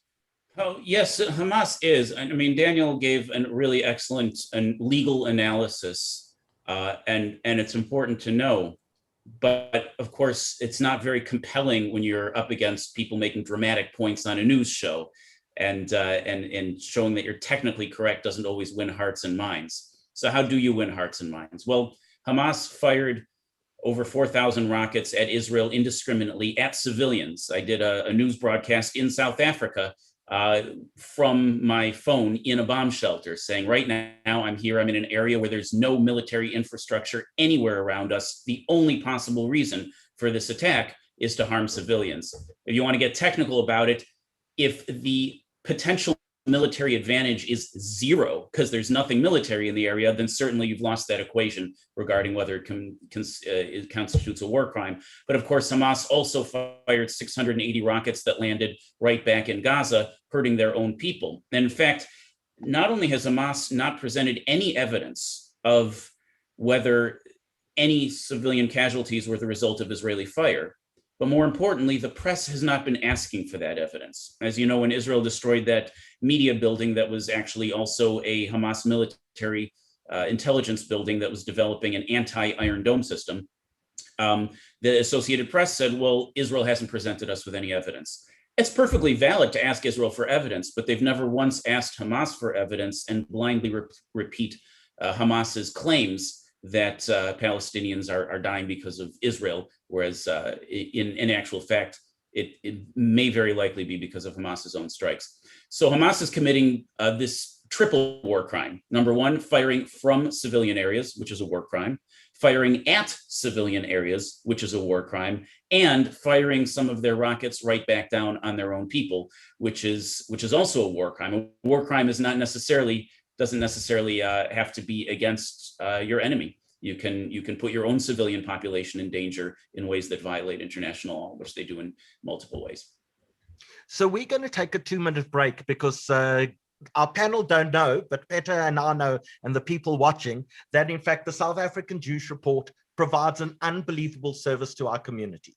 Not only have we published every single week since lockdown began, and about 50 editions a year, free of charge, available, read by about 55,000 people every single week. Not only have we done now 98 webinars, we produce our publication free of charge for our community. We do it for the expatriate South African Jewish community as well. We're doing these webinars free of charge for everyone, and we have thousands and thousands of people watching tonight. But we do want people to join our family. And we want everyone watching to become a patron of the South African Jewish Report. And hundreds of people have already done so. We want to encourage you tonight to join our patron campaign, to either give us a donation or alternatively sign a debit order of 180 Rand a month. When you convert that into dollars, I think it's $12 a month. It's absolutely nothing.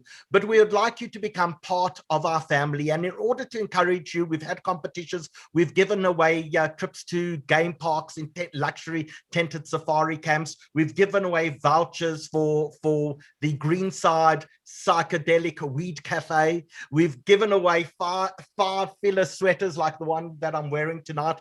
Last night we gave away a bed worth 22,000 Rand. And we're going to give away this weekend another 5 filler sweaters or hoodies. We're going to get you vouchers for 800 or 850 Rand. And you can go onto the Filler South African website and be able to do that. We're going to give away 5 to anyone who's a patron or a donor to the South African Jewish Report. So we just want to take 1 minute to show you a quick video of our patron campaign, put up a poll, and if you haven't joined us as a patron, we would love you to do so we can continue to deliver this remarkable service to you. So Peter can continue to edit probably the best quality newspaper in South Africa and provide it to you free of charge. Danny, please show us the ad.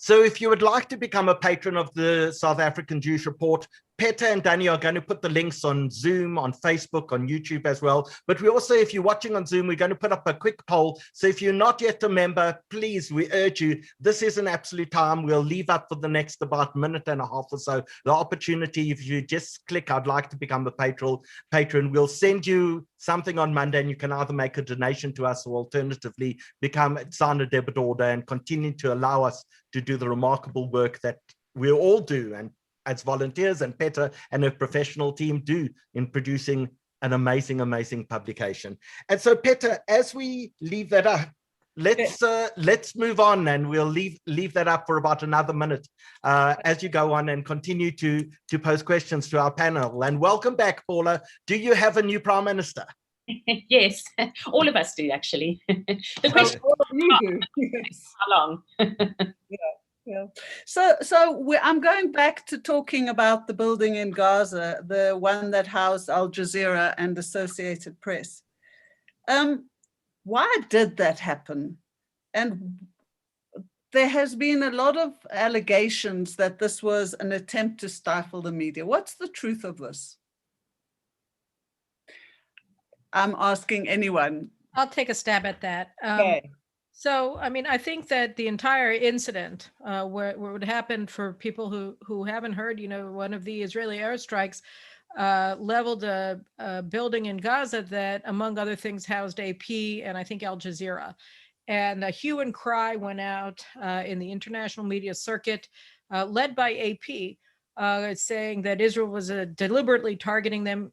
So here's the truth. First of all, AP had been there for a while.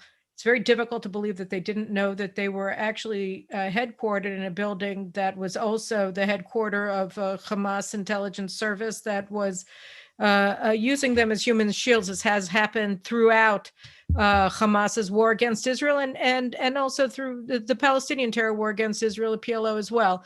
This is just routine operation on their part, and you never hear journalists complaining about it. Instead, they deflect the danger that they're placed in by Hamas onto the people that they're shielding, Hamas, and blaming Israel for it. And so this in and of itself, I think, is really a testimony to the incredible corruption of the international media and its coverage of Israel, and also the lack of credibility of media organs that operate not only in Hamas, but in other areas that are controlled by terrorist organizations. You know, we had the same thing happen in Iraq under Saddam Hussein, where you had CNN's CEO actually acknowledged in a New York Times article that they changed their media coverage because they wanted to get access to the Iraqi regime. And here you have the same thing with the international media in Hamas-ruled Gaza. You add to that, you know, a healthy dose of anti-Semitism and hatred for Israel, and presto, you have media coverage of the Israeli Arab or the Israeli-Palestinian conflict in a nutshell. And so I think, you know, what you had there was, I think, really avaricious behavior by AP, where they produced a blood libel against Israel, claiming that we were targeting them. And I think another important aspect of it that just shows how atrocious the Associated Press has behaved in all of this is that, you know, as Israel does every time before they bomb buildings, and I'm sure that Daniel had no small role in putting together this policy, we have a policy of trying to tell people, we're about to blow up your building. You're probably going to want to, you know, evacuate and leave because we don't want to kill you. We just want to blow up your building because it's housing missiles, it's housing Hamas personnel, what have you. And so this is Israel's policy. We warned them. We waited until all the AP personnel had ample time to leave their offices and evacuate the building, and indeed none of them were killed. So the whole thing is a fabrication. And, you know, Peter, when you're talking about what you're seeing, the reality that's being reported to you in South Africa that literally doesn't even have a glancing relationship with truth, you know, I think that this is par for the course, and AP was playing into this media environment that's just based on permeated entirely by lies, whose goal is to distort completely the reality of the situation on the ground here, to demonize Israel and to whitewash the terrorist forces that are trying to kill us. Yeah. Yeah. I would add one thing to that on Carolyn's point. The residents of the building, including the Hamas intelligence and cyber people who were working on what Daniel correctly referred to, according to the IDF spokesperson, actually admitted, were working on an anti-Iron Dome system intentionally from that building because they thought it would be protected because of the foreign media. They were given a 12-hour advance notice of the attack. I don't know how many armies would give an enemy military facility 12-hour notice. So, and again, the reason being this was a building full of journalists, so everyone understood the sensitivity. And I had the opportunity of briefing the international press in Jerusalem after the attack, and AP was on the call. And I said to them, look, the question you need to ask yourself is not, did Israel target the journalist? Is, are you not either intentionally or negligently giving Hamas opportunities to shield behind your people, and then blaming us when we find out about it and decide to take care of it? And AP has a long history of what I'd call adaptive reporting in order to be able to continue to operate. In fact, someone sent me after that interview one of the articles telling the AP story of how they are careful not to fight regimes dating from the early 1940s until today.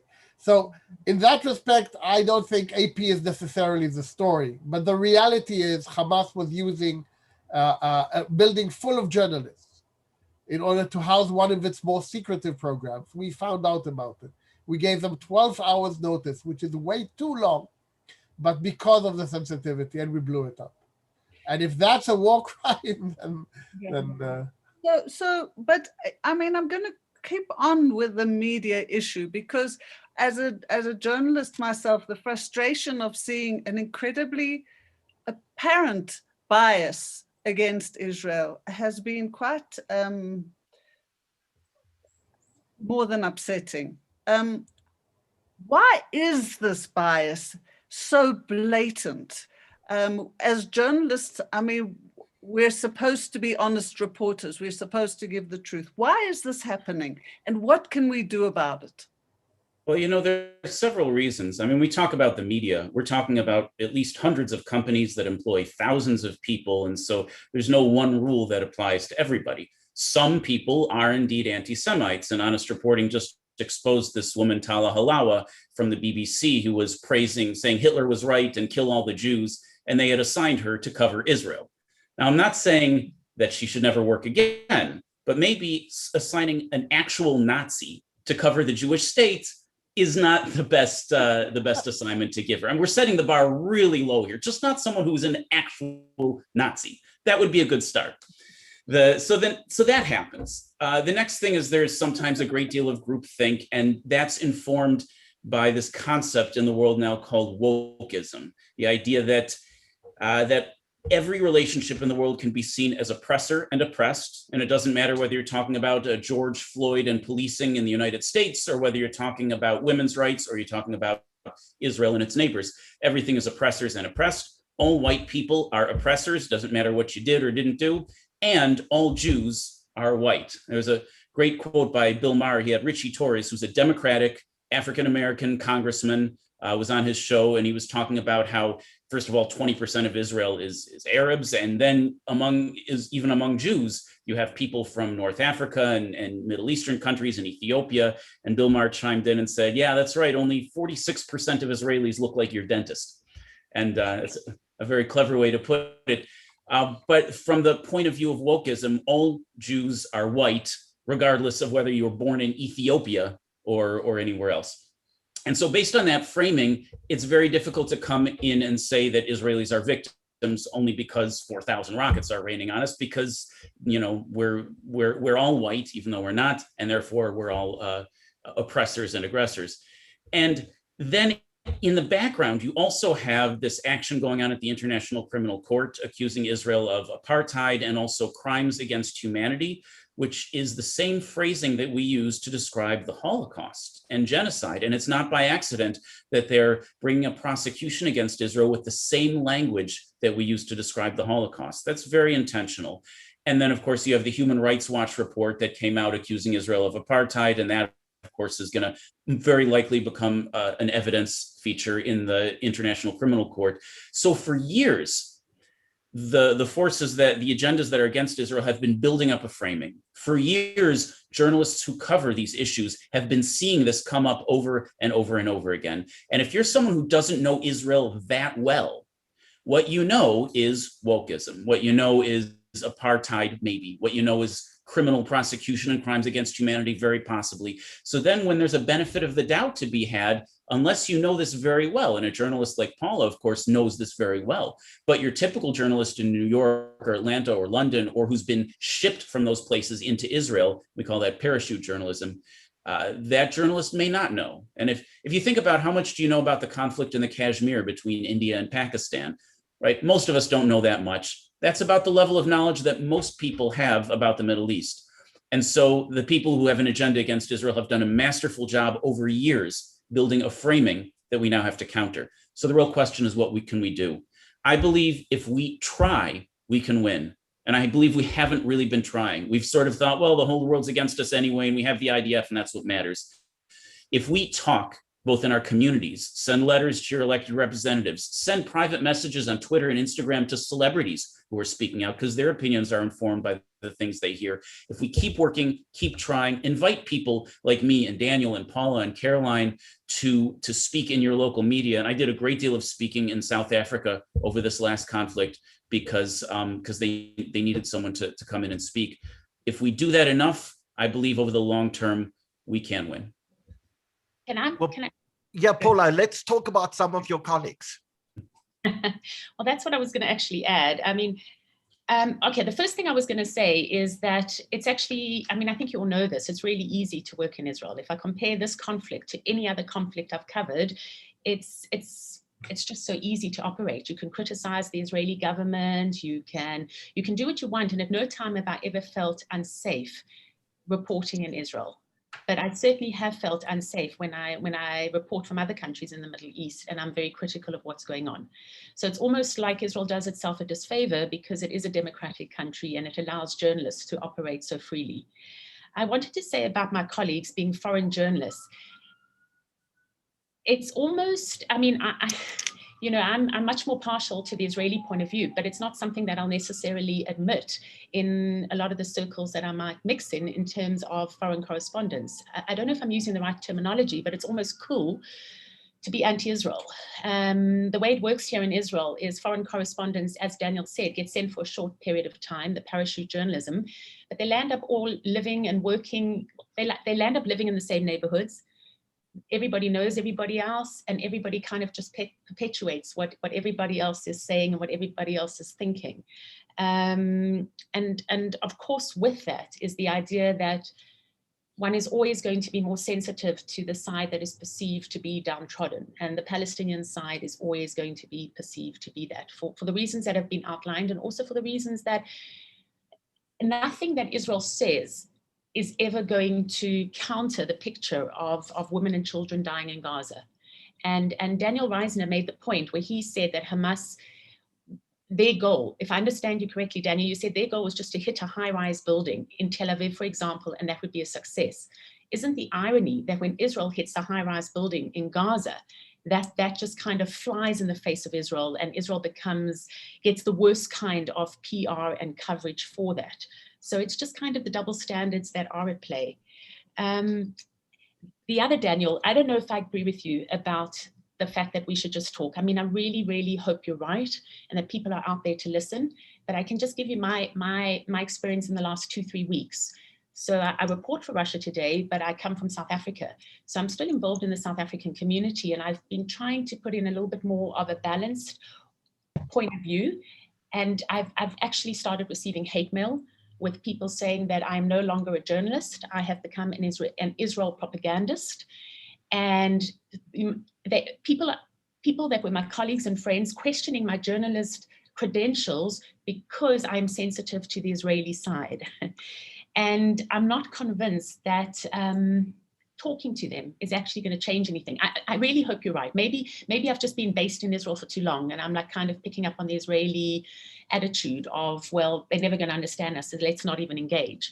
But I am kind of tending towards that more than I was a couple of years ago, and it might.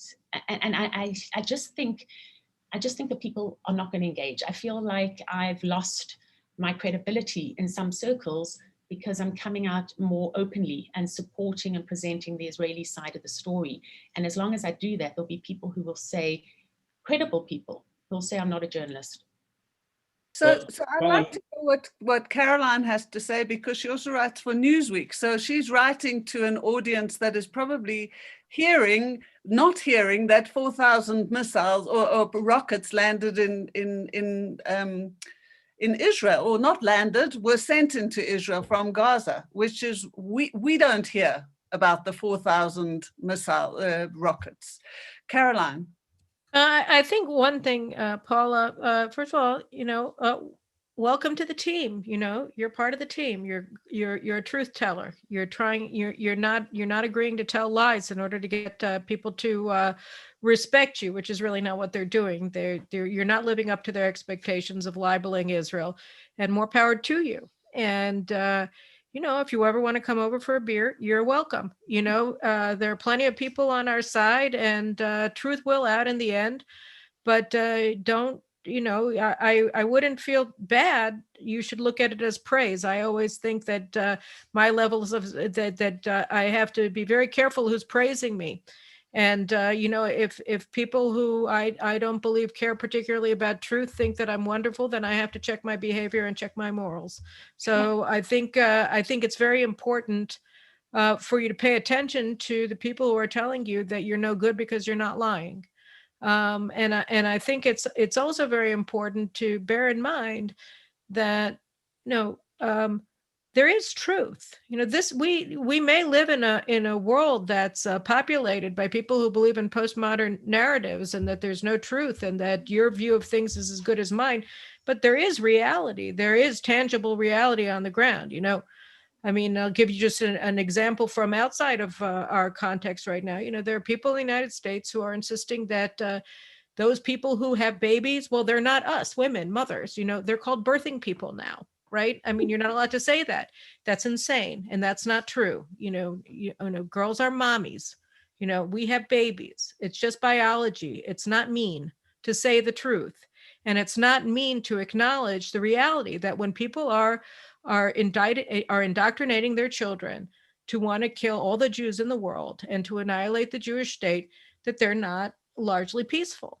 And that when you have a population that or when you have a regime, Hamas, which develops rockets, produces rockets, imports raw materials. One of the things we didn't talk about was that the vast majority of the so-called humanitarian aid, including all the water pipes to solve Gaza's pollution problem and their water and their sanitation problem, all of them were used to build rockets. That's why they still, despite the fact that they probably have had more water pipes imported into Gaza than you have in the entire country of South Africa, they still have a water crisis because all of those water pipes were used to build rockets. And same thing with the concrete. All of the rebuilding, all of the reconstruction of Gaza went to building an underground warren of attack tunnels to be used against Israel. That was their entire military doctrine, was to use humanitarian aid to kill Jews. And I think, these are just truths. It's not a narrative. It's not the Israeli side. These are facts. And the fact that people don't want facts doesn't mean that there's something wrong with you reporting them. That's your job. You're a reporter. You're a reporter to report facts, not to report lies so that, you can win Pulitzer Prizes. So I think, that's really the long and the short of it. And the question of why it is, I think it's very important to see that, South Africa, unfortunately, has been a very anti-Semitic society. Your media in South Africa is vile in everything related to Israel. And, you guys just had an op-ed published two weeks ago, I think, or last week, by two former Israeli ambassadors to South Africa. Why were they published? They're completely marginal characters. They're totally discredited in Israel. They speak for nobody, and they're coming in and they're telling you that Israel is an evil country. And they got that op-ed for a reason, so that they could be voices in Israel acting as fig leaves for lies. And I think, the most important thing that you can do in any situation where you're faced with lies is just tell the truth.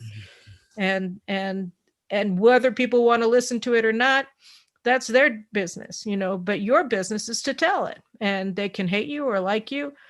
And it's easier for me to say, because I'm a columnist, I'm paid to tell, to give my opinion of facts, but you have to tell the facts in order for people to actually think that there's any credibility to your opinion. But I do think that that's your job. I think that's the job of reporters. I think that's the job of journalism. Unfortunately, I started writing 21 years ago. Actually, before that, I worked with Danny in the army and in the talks with the Palestinians.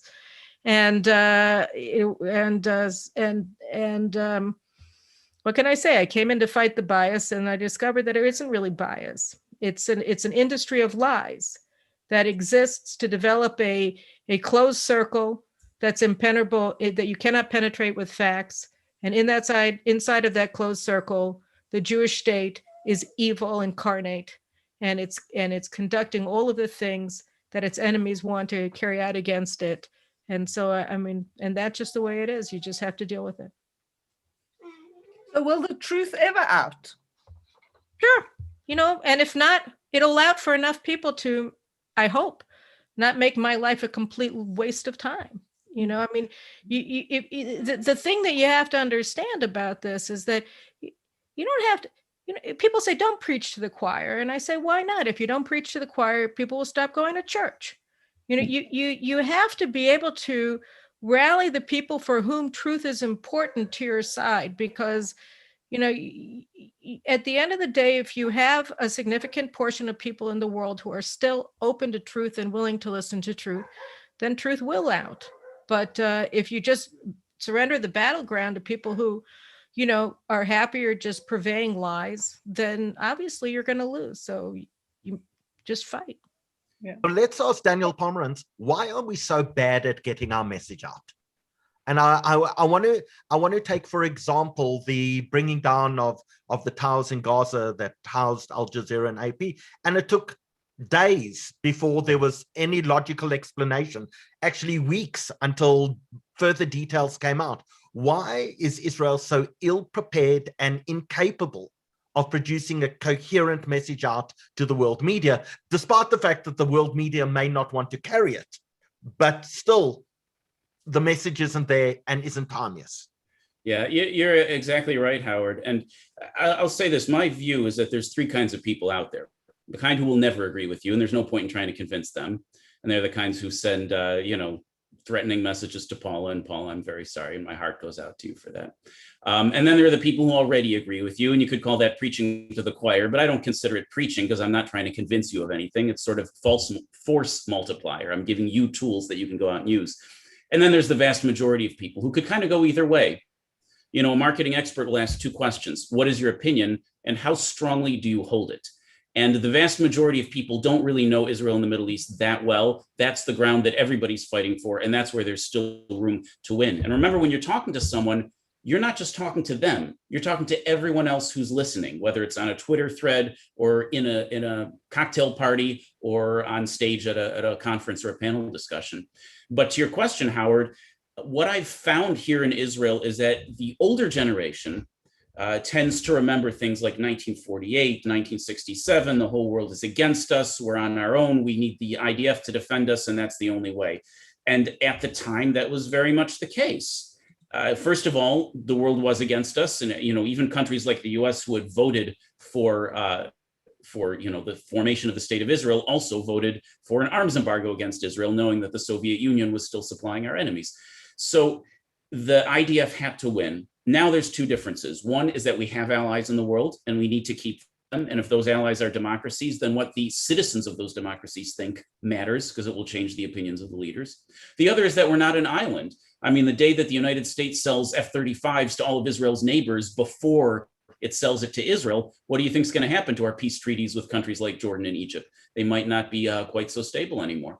So that has changed. The importance of it has changed. And I think the older generation still remembers what it was like when that was both impossible and irrelevant. But the younger generation, I'm on 2 WhatsApp groups here in Israel of young people who are trying to communicate in other languages to people around the world. Even now, I still get hundreds of messages per day on those 2 WhatsApp groups. And it was even more during the conflict. Young people are beginning to take notice. They haven't quite figured out the messaging and the framing yet, but they have figured out that they care and that it's relevant. And you see in the United States, people like Mark Ruffalo, who used to say horrible things about Israel, took a step back from that. And I'm sure it's because somebody was speaking to him. Mayim Bialik, who's Jewish but has often been critical of Israel, came out very supportive. Gal Gadot was supportive. You saw people like Richie Torres and Bill Maher, of course, were speaking out. There were quite a lot of people who in the past were either critical or on the fence, who began taking a position because young people in Israel, Noah Tishby, of course, became very active recently. Young people in Israel are taking that time to go out and speak to people and try to get them to listen and to get active. So there is room to maneuver. There's people you can talk to, and there's ways to do it, but you're never going to succeed if you never try. Now, if you try, you still might not succeed, but as they say, shoot for the stars, you might at least hit the moon, right? Peter, I know there's still a number of topics we want to address this evening. So let's move along. I know you have topics about the violence that happened within Israel between Jewish Israelis and Arab Israelis that seemed to come as a big surprise to many Israelis. Yes. I just thought you wanted to put something in before then. Yes, that's exactly what we want to deal with now. So why did this happen? I mean, I remember when Paula, you said one of the biggest threats to Israel wasn't so much the rockets that were coming from Gaza, but were the battles that were going on in towns like Lod and Bat Yam. Tell us about this. What happened there? I'm interested also to hear what the panelists have to say. I mean, one of the things that stuck with me was, all right, I was in Bat Yam. There was a lynching that took place. So young extremist Jewish youth, I would say, came, and I got there just after they beat an Arab guy in a car, and I arrived just after, and there was still blood on the ground, and the police had just taken them away. But for another 2 hours, these youngsters were screaming and yelling. And they were obviously very frustrated by what they were seeing, a lot about what we're doing. And I understood what they were saying. I just, the way they'd chosen to express it wasn't necessarily the right way of doing it. But then I did walk a little bit away from the crowd and met another group of Jewish youngsters who live in Bat Yam.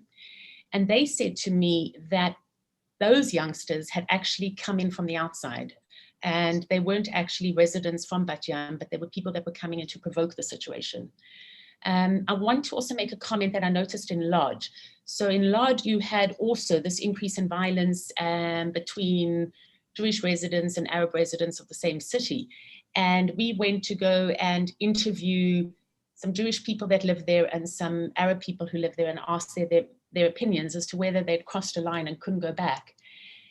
It's so hard to know if you're accessing what most people think or if you're accessing just opinions that are not as representative. But of people I just happened to interview that were in the Arab community, without fail, they all said to me that the relationship between Jews and Arabs in Lod has never been as good as it's presented. I remember one of them saying to me that the word coexistence is a word that Jews use, not a word that Arabs use. I remember one of them saying to me that the only reason he lives in Lod is because he can't afford to live anywhere else and he can't buy an apartment in Tel Aviv, and he doesn't choose to live there because he wants to live with Jews. He chooses to live there because he's poor.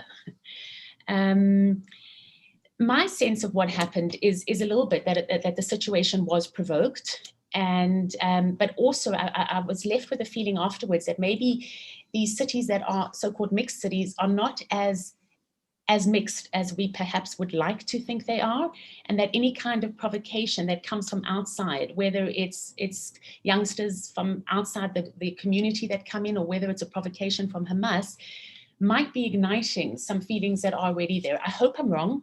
And I hope there is genuine coexistence.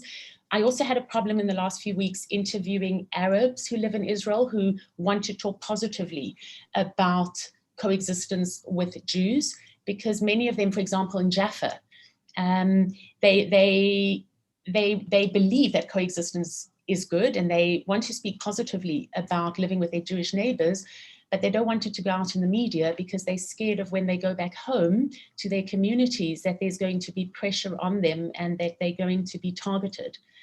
So, and one of the questions, sorry, Peter, one of the questions I also had was whether this was going to do untold damage and whether it was introducing something that hadn't been introduced before, or that people had made progress and now be going backwards.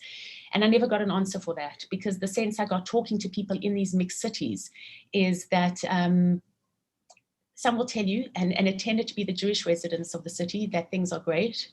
But many of the Arab residents of these cities told me that things are not as great as we'd like to think they are. Daniel Reisner, did the violence come as a shock to you? Shock is a strong word, but the surprise, yes. And I'll explain why. First of all, I think Paula is half right. I think the issue of coexistence is more than on the agenda of the Jewish population of the mixed cities than on the Arab side of that. And I think that is reflected well in the way you described the responses you get.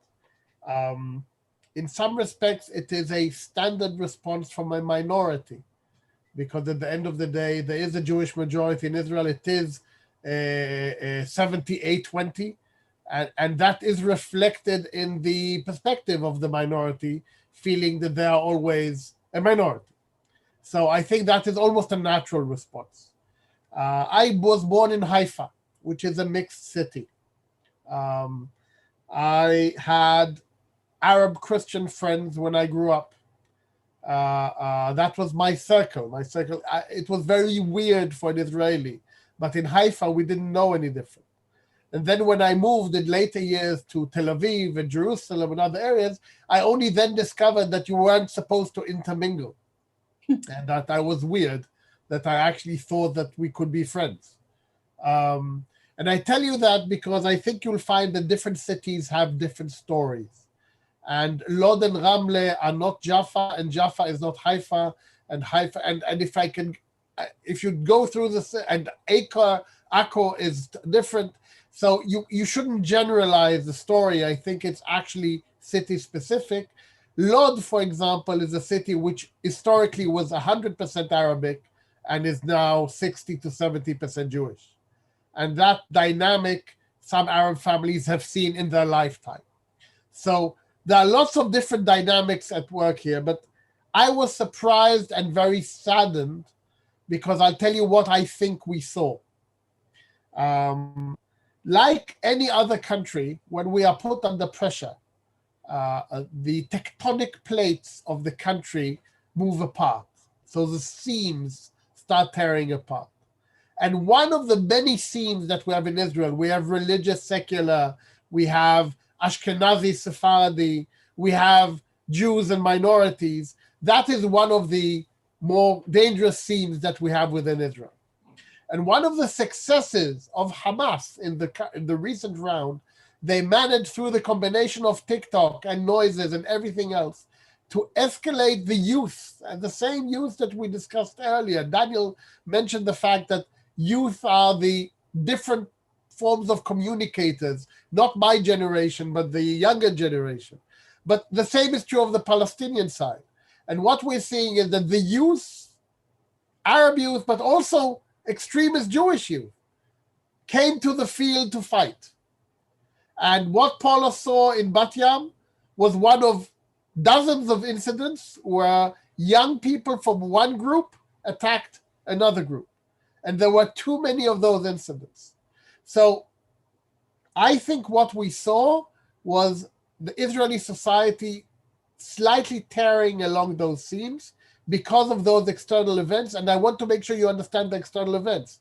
It's a combination of Hamas. It's wonderful messaging from Hamas. Jerusalem is at risk. The Holy Mosque is at risk. And Jews are killing Arabs. And those three messages, when you repeat them through a TikTok videos of 1 minute and thousands of them, the young people who are disillusioned anyway will go to the streets and do something crazy.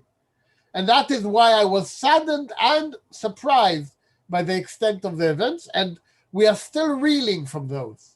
The Arab business people in those cities are feeling now the repercussions.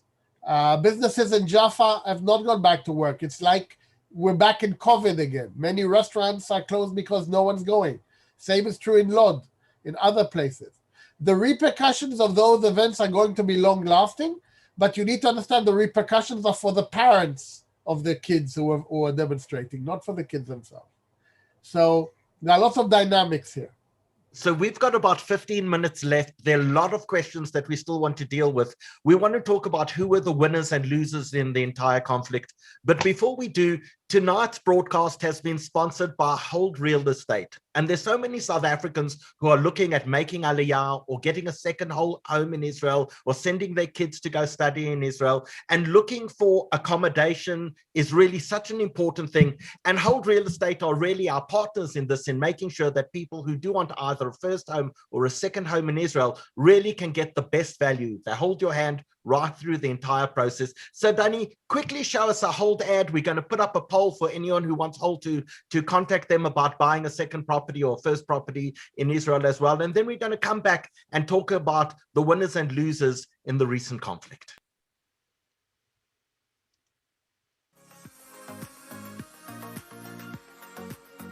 Where is home? Is it the place where we're born? Is it where we see ourselves retiring? For Jews around the world, Israel, the Holy Land, will always be the place we belong. Let us find your perfect home. Because we realize that purchasing property is just the beginning of the journey, and everything that comes afterwards can be a little overwhelming. Our team will hold your hand throughout the process. Legal services, opening bank accounts, organizing mortgages, project management, and post-sales management of the property, including finding tenants and managing your apartment. You can trust that with over 20 years experience and backed by the biggest development companies in Israel, our team is focused exclusively on representing the unique needs of our buyers. Anything is possible, and we will make your dream a reality. Talk to us about finding and securing your future property in Israel.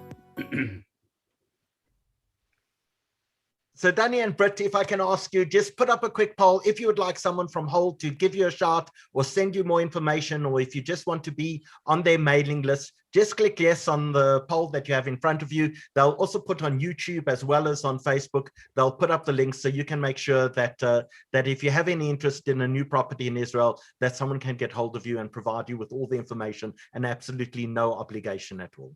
And as we do that, Caroline, let's talk about the winners and the losers. When it comes to the Palestinian politics, who won? When it comes to Israeli politics, who won? When it comes to the broader Middle East conflict, maybe between Iran and Shiite and Sunni, who do you believe won in the entire conflict? Caroline, you're mute. I think that in the intramural Palestinian conflict between Hamas and Fatah, I think it's very clear that Hamas won. Abbas wanted to deflect criticism away from himself, and he turned himself into an irrelevancy. So I think that he wasn't that relevant to begin with, but he transformed Hamas into really the only player in many ways in Palestinian politics, and it's also now a primary force in Israeli Arab society. So that's something that's new, and so Hamas won in that sense. Their position in the area is much stronger than it was at the outset. At the same time, the IDF won because it destroyed much of Hamas's military infrastructure. Now, the truth is that thanks to the Biden administration and the so-called international community that in the middle of it all pledged to rebuild Gaza, since we know that they use the humanitarian aid to primarily build their weapons industry, and replenish their arsenals, we understand that the international community has pledged to reinstate Hamas's missile arsenals and its underground tunnel complex or whatever else they want to do with the building materials. They're not going to build Gaza. That's far from the top of their priority list, the list of their priorities. So the IDF definitely, both through its defensive actions with Iron Dome and also specifically in Gaza, caused immense damage to Hamas, I think in a shocking way, in a way that people haven't seen, that it really shows a prowess both in things like artificial intelligence and in the complete integration of intelligence with operations in a way I don't think that even the United States is able to match. I think that we saw some extraordinary achievements on the part of the IDF. In Israeli politics, I'm not quite sure. I think that Israeli politics sort of went into the background during the war, but as we see now, we have a government that's a mishmash of disgruntled anti-Netanyahu right-wingers and radical leftists, and an Islamist party have just formed a coalition very narrowly with 60 voting in favor and 59 against. And I think that in a way, involving the Islamist party in the government probably is also advantageous for Hamas. But I think that mainly we're going to have a very unstable government. aside from their mutual hatred of anything having to do even remotely with Benjamin Netanyahu, they don't have anything that connects them. So I think that the first time we're going to have a crisis, and they're inviting a crisis basically with their instability, the government is likely to fall. Daniel Reisner, talk to us about Iran and the broader Middle East. I gave a lecture in Washington, D.C. a few years ago about the rise of Iran. And I put it very simply, it's a question of geography. If you remember, the US went after Saddam Hussein's Iraq in 2000 and 2002, 3. And then they went after the Taliban and around the same time in Afghanistan. And if you actually look at the map and figure out what's in between those two countries, it's called Iran. And in reality, what happened was for about 60 years, there was a balancing act where Iraq and Iran kept each other at bay. And once the Americans took away Iraq, Iran was left with no one to counter its capabilities. So in historical respect, the people to blame for the rise of Iran are the Bush administration and the decision to go after only Iraq, because then they left Iran as a regional superpower.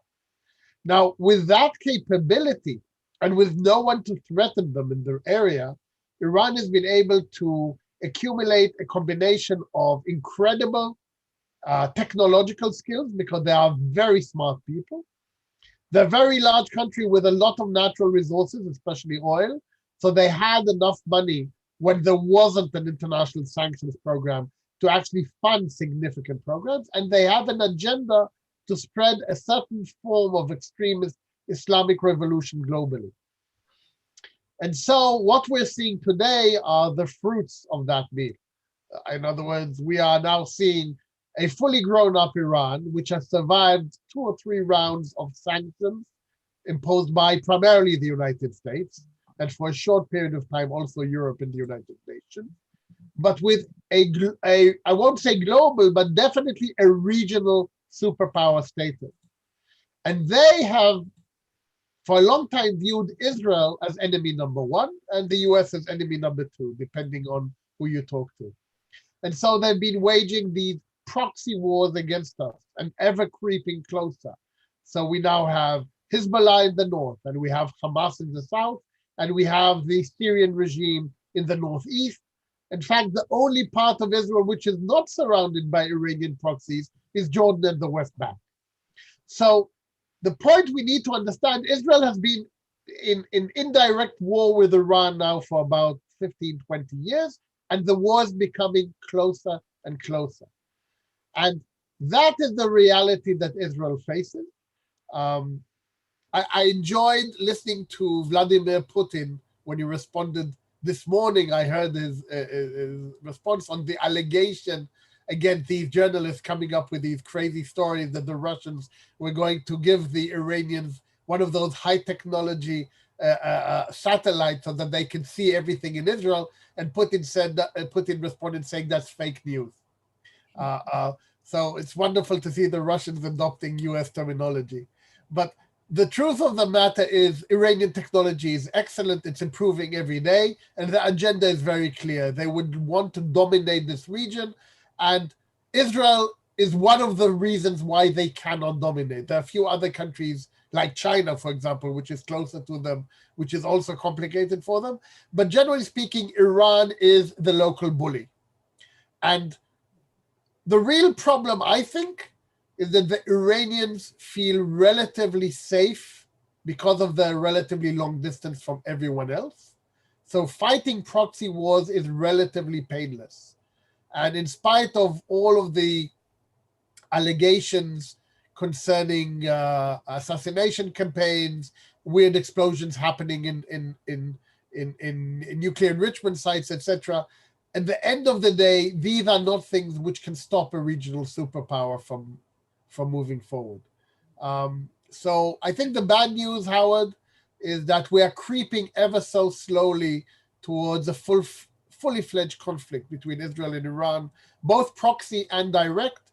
and the Iranians are pushing in that direction every day. Wow. Well, Paula, let's take us back to what's happening in Israel right now. We have finally got a new government, and it's taken a long time to get there.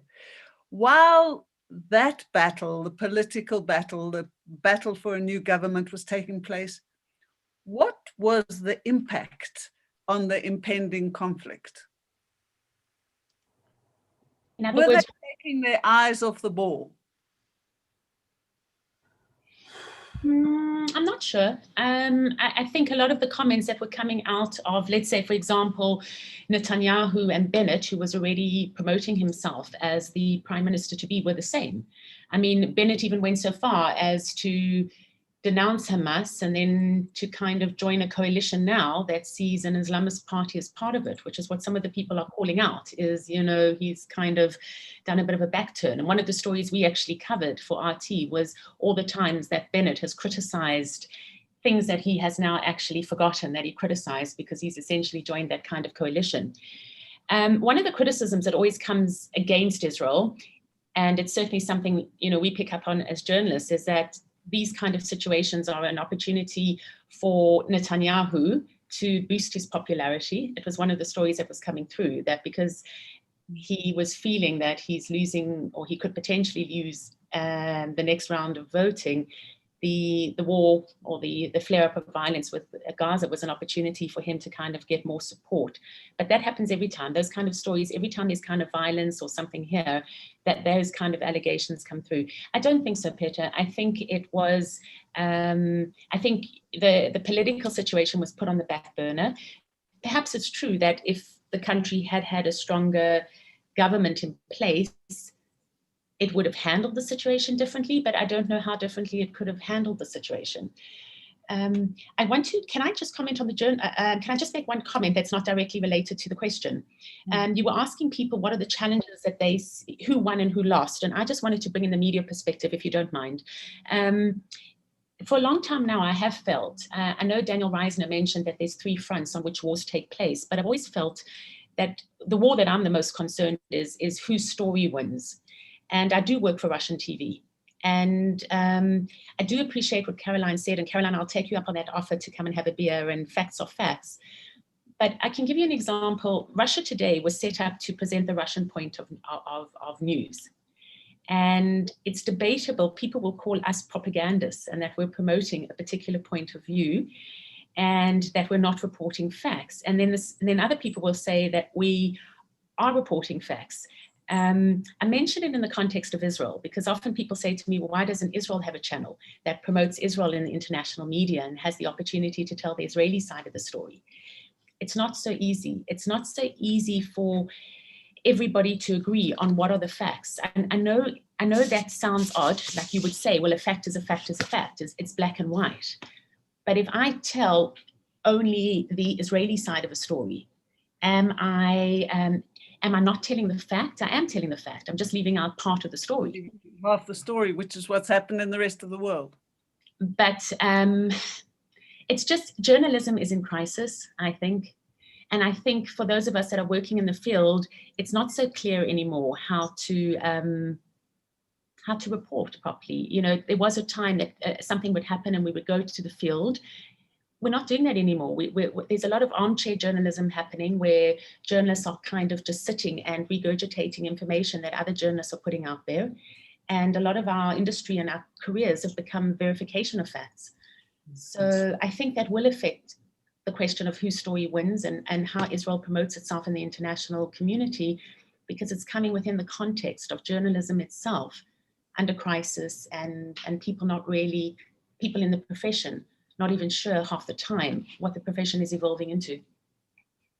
So we're going to do one last round. I'm going to ask all of the panelists just to leave us with one very quick thought and also a prediction of how long they think the current Israeli government will last for. Will it last for its full term, or is it there a year or 2 years, or is it there a full term of 4 years? I'm going to come to that in a second. But before we do that, Caroline Glick, I want to ask you just one question.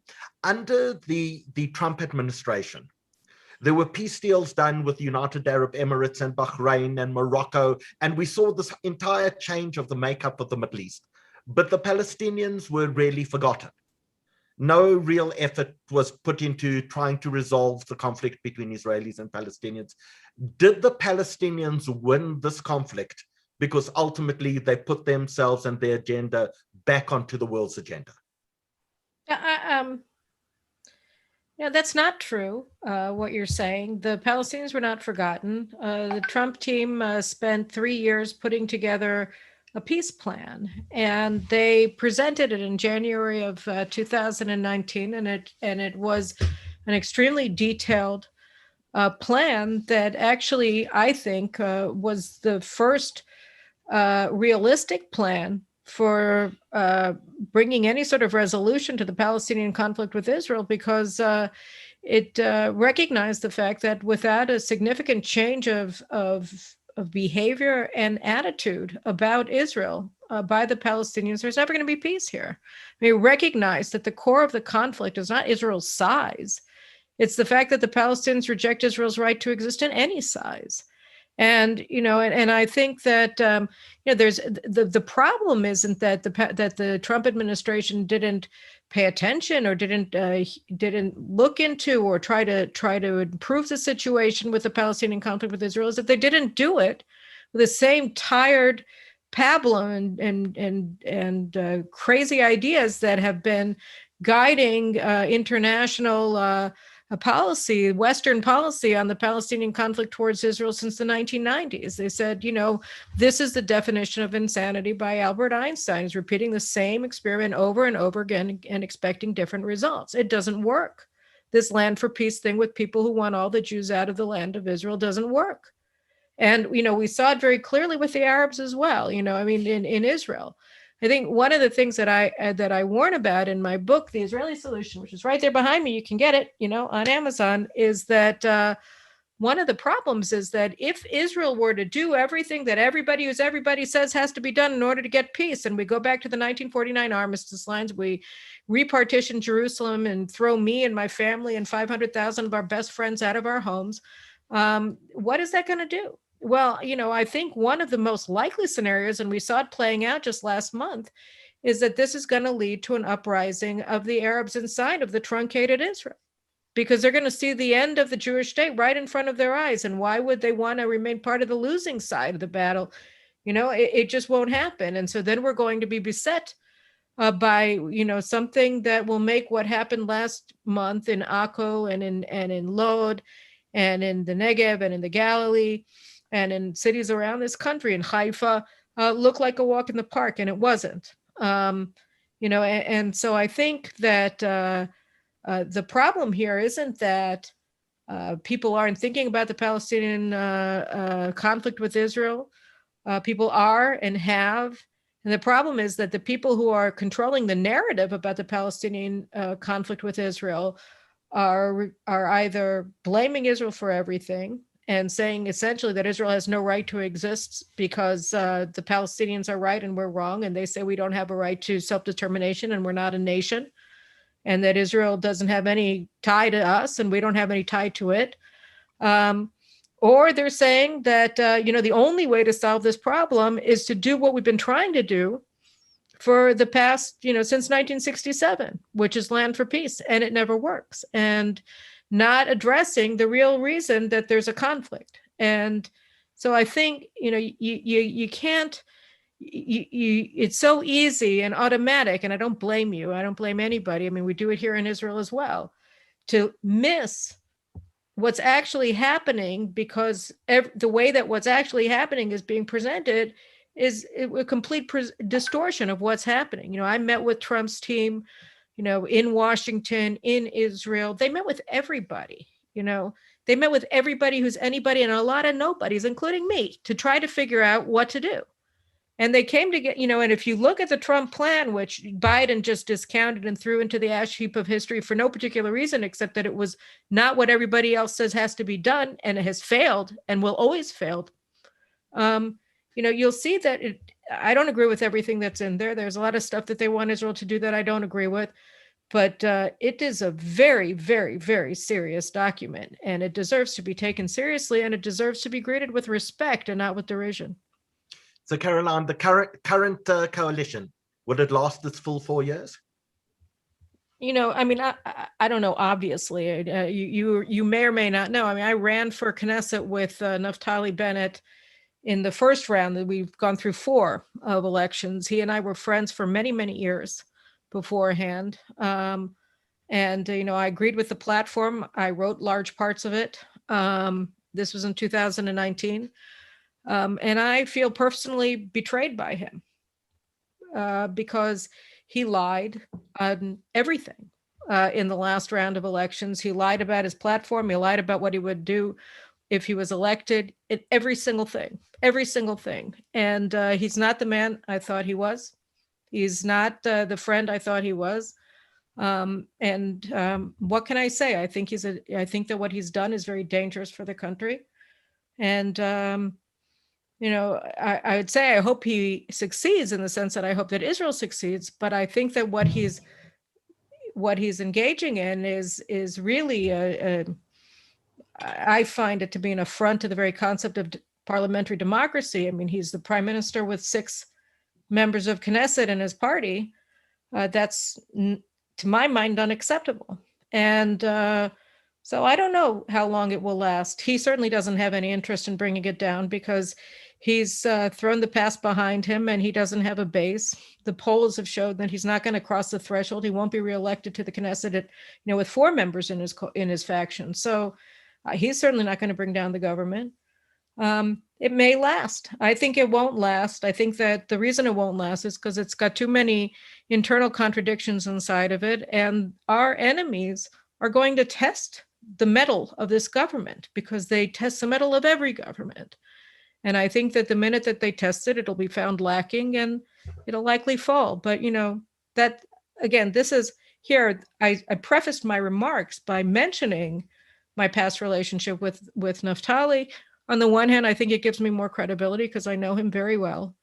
And on the other hand, it also shows that there's a level of subjective, sense of personal betrayal that's also coloring my view of things. So, your audience can take what my view is with whatever measure of salt, that they'd like.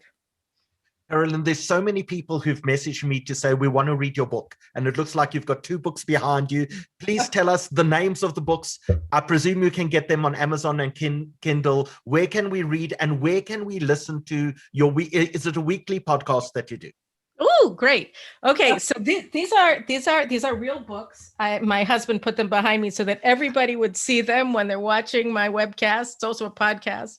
I actually just launched it in April. It's called the Carolyn Glick Middle East News Hour. You can subscribe to our channel on YouTube and on Rumble, or download the podcast on Apple or FM podcasts. And my books, The Israeli Solution, I wrote it in 2013. It came out in 2014. And The Shackled Warrior is just a collection of my columns from the Jerusalem Post that I published in 2008, but you can certainly look them up on Amazon. There are links on my website, carolynglick.com. And so, yes, definitely buy the books. I'm working on a new book on American Judaism. I got waylaid by the corona and my kids not being in school for a year, but I'm back on track now. And so hopefully that'll be out next year.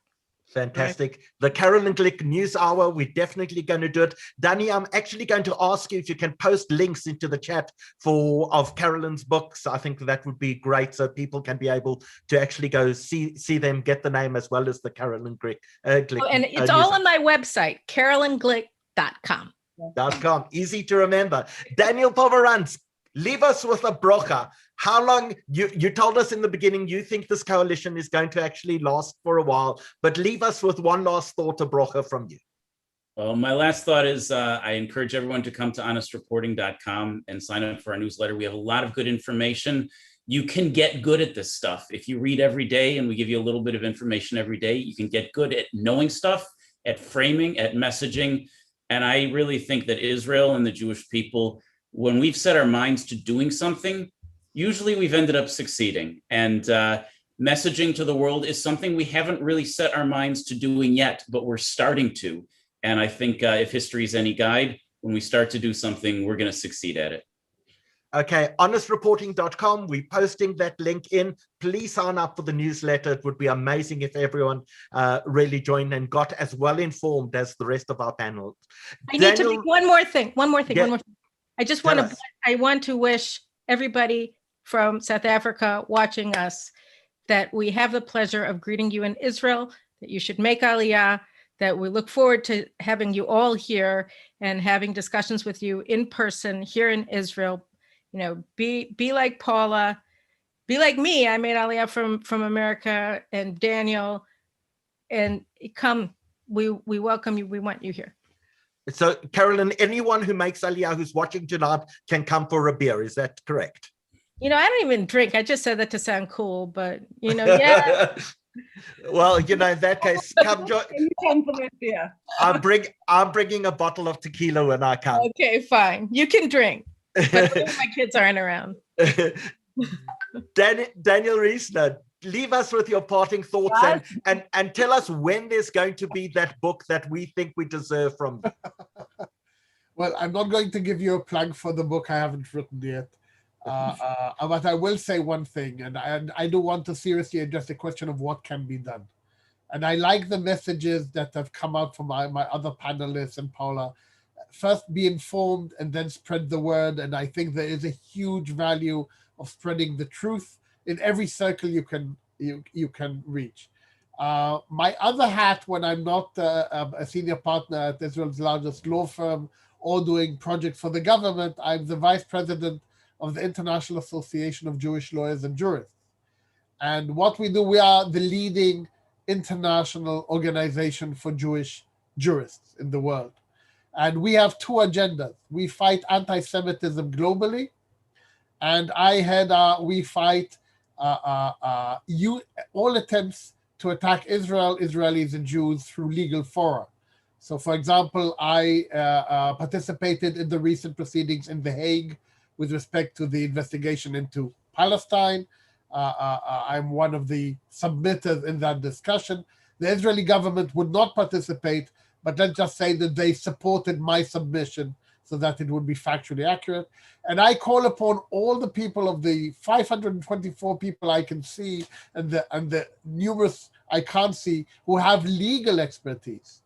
Come join us. It's a volunteer organization. We do it all voluntarily. But we are hundreds of Israeli lawyers, and we do make a difference because we go to courts, we go to international courts, and we actually fight these cases all over the world. So if you want to make a difference, in addition to telling the truth, then join us and we'll try to make you work for it. Give us a website. IJL.org. It's very simple. IJL, and it stands for the International Association of Jewish Lawyers and Jurists. Thank you, Daniel. Paula, and by the way, about the government, you know, like Carolyn, I know most of the people in this and the previous government. Personally, I worked with every single one of them for years. I will say only one thing about this current government. The previous one didn't work. And I don't care what your politics are, but if it doesn't work, it's time for it to go. And the new one coming in, I have no idea if it will survive, and I have no idea if they can bridge the incredible differences that they have between left, right, up, down. Impossible to know, but it was time for a change because the combination of people being in power for too long and forgetting who they were working for me, it was time to change. And I almost don't care who's going to fill their places. Paula, Slier, I've left you for last because there is never a moment that we ask for help when you not only say yes, but you say, how can I help you more? And tonight is really a monument to you, because when I messaged you to say, let's do this, you said, here are numbers, try the following people. These people are fantastic. Let's build a panel. You have a commitment to your home country in South Africa and the community you come from that is just so special and so admirable. You cannot say no to anything that we do. And we try to push you to your limits to see whether we can get you to say no, but you absolutely say yes to everyone. For that, We are enormously grateful and tremendously thankful. And you have helped us tonight to put together the most magnificent and informative panel. I think you've armed us with so much information that we can actually go out there and spread the truth. So the final word tonight belongs to you. I feel like I should be promoting something. I feel like I should say, well, you should watch RussiaToday.com and you'll all come away loving Putin. Well, there may be just a personal thing that, I mean, I know that most of the people listening to this webinar are part of the South African Jewish community, and the community is so important to me. It's part of who I am and my identity, and I love being a part of it. Except for the times that I'm asked, how do I work for Russian TV with such a good British accent? I have to take it upon myself that people become more used to the South African accent. But I'm very connected with the paper. It's a pleasure. And I love receiving private messages from people. So if anybody on the webinar has anything that they want to kind of reach out and ask me about or engage in a discussion about, I'd love to do it. Yeah, Howard, I mean, once you're part of the Jewish community of South Africa, even if you want to leave, you can't. And I don't want to leave. We are the true Hotel California. But I want to ask everyone still watching us, and on Zoom, we've got 500 logins or still left, with about 1,400 people on Zoom, and we still got hundreds and hundreds of people watching us on YouTube and many more hundreds on Facebook as well. I want to ask everyone just to take this opportunity before we say goodnight to all of you, to leave a thank you message for all of our panelists, because they give up their time, they give up their minds, they give up their energy in order to make sure that all of us feel more secure, are able to build a better future for ourselves. So to all our panelists, a huge thank you for tonight. Peter, you and I are doing another one of these on Wednesday. We're going to be talking about June the 16th, which is the anniversary of the Soweto uprising and the start of really the uprising to end apartheid within South Africa. So we ask everyone to please join us on June the 16th, 7 o'clock, if I'm not mistaken. Yes, that's right. 7 o'clock. Amongst the people we're going to be talking to, give us a sort of inkling. Well, we definitely have the Edelstein daughters, the only Jewish man who was killed during the Soweto uprising. We have his daughters with us, and we have a selection of alumni. Potentially, we have a teacher who was teaching at the time of June 16. At the Morris Isaacson School where the uprising began. Yes, we're hoping. We'll have to see how his health is. And of course, Morris Isaacson, the school where the uprising began, has enormous Jewish connections. It was named after a Jewish philanthropist. Cape Gate and the late Mendel Kaplan funded the music center at the Morris Isaacson School. When Benjamin Zander came to South Africa for Jewish Achiever Awards a year and a half ago, we in fact took him to the Morris Isaacson School, and he conducted the Morris Isaacson Orchestra for us. It was such a beautiful experience. And of course, that Hector Peterson Memorial and the connections to Morris Isaacson are just so special. And we're going to be examining all of that and the Jewish connections on Tuesday evening, Wednesday evening, Wednesday, June the 16th. Join us. We'll definitely look forward to being with you again. Fantastic. So to all of our panelists, thank you once again for joining us. To all the people who've watched us this evening, you've stayed with us for over 2 hours. We really, really appreciate it. We'll see you again June the 16th, 7 o'clock. Good night, everyone. Good night. Cheers.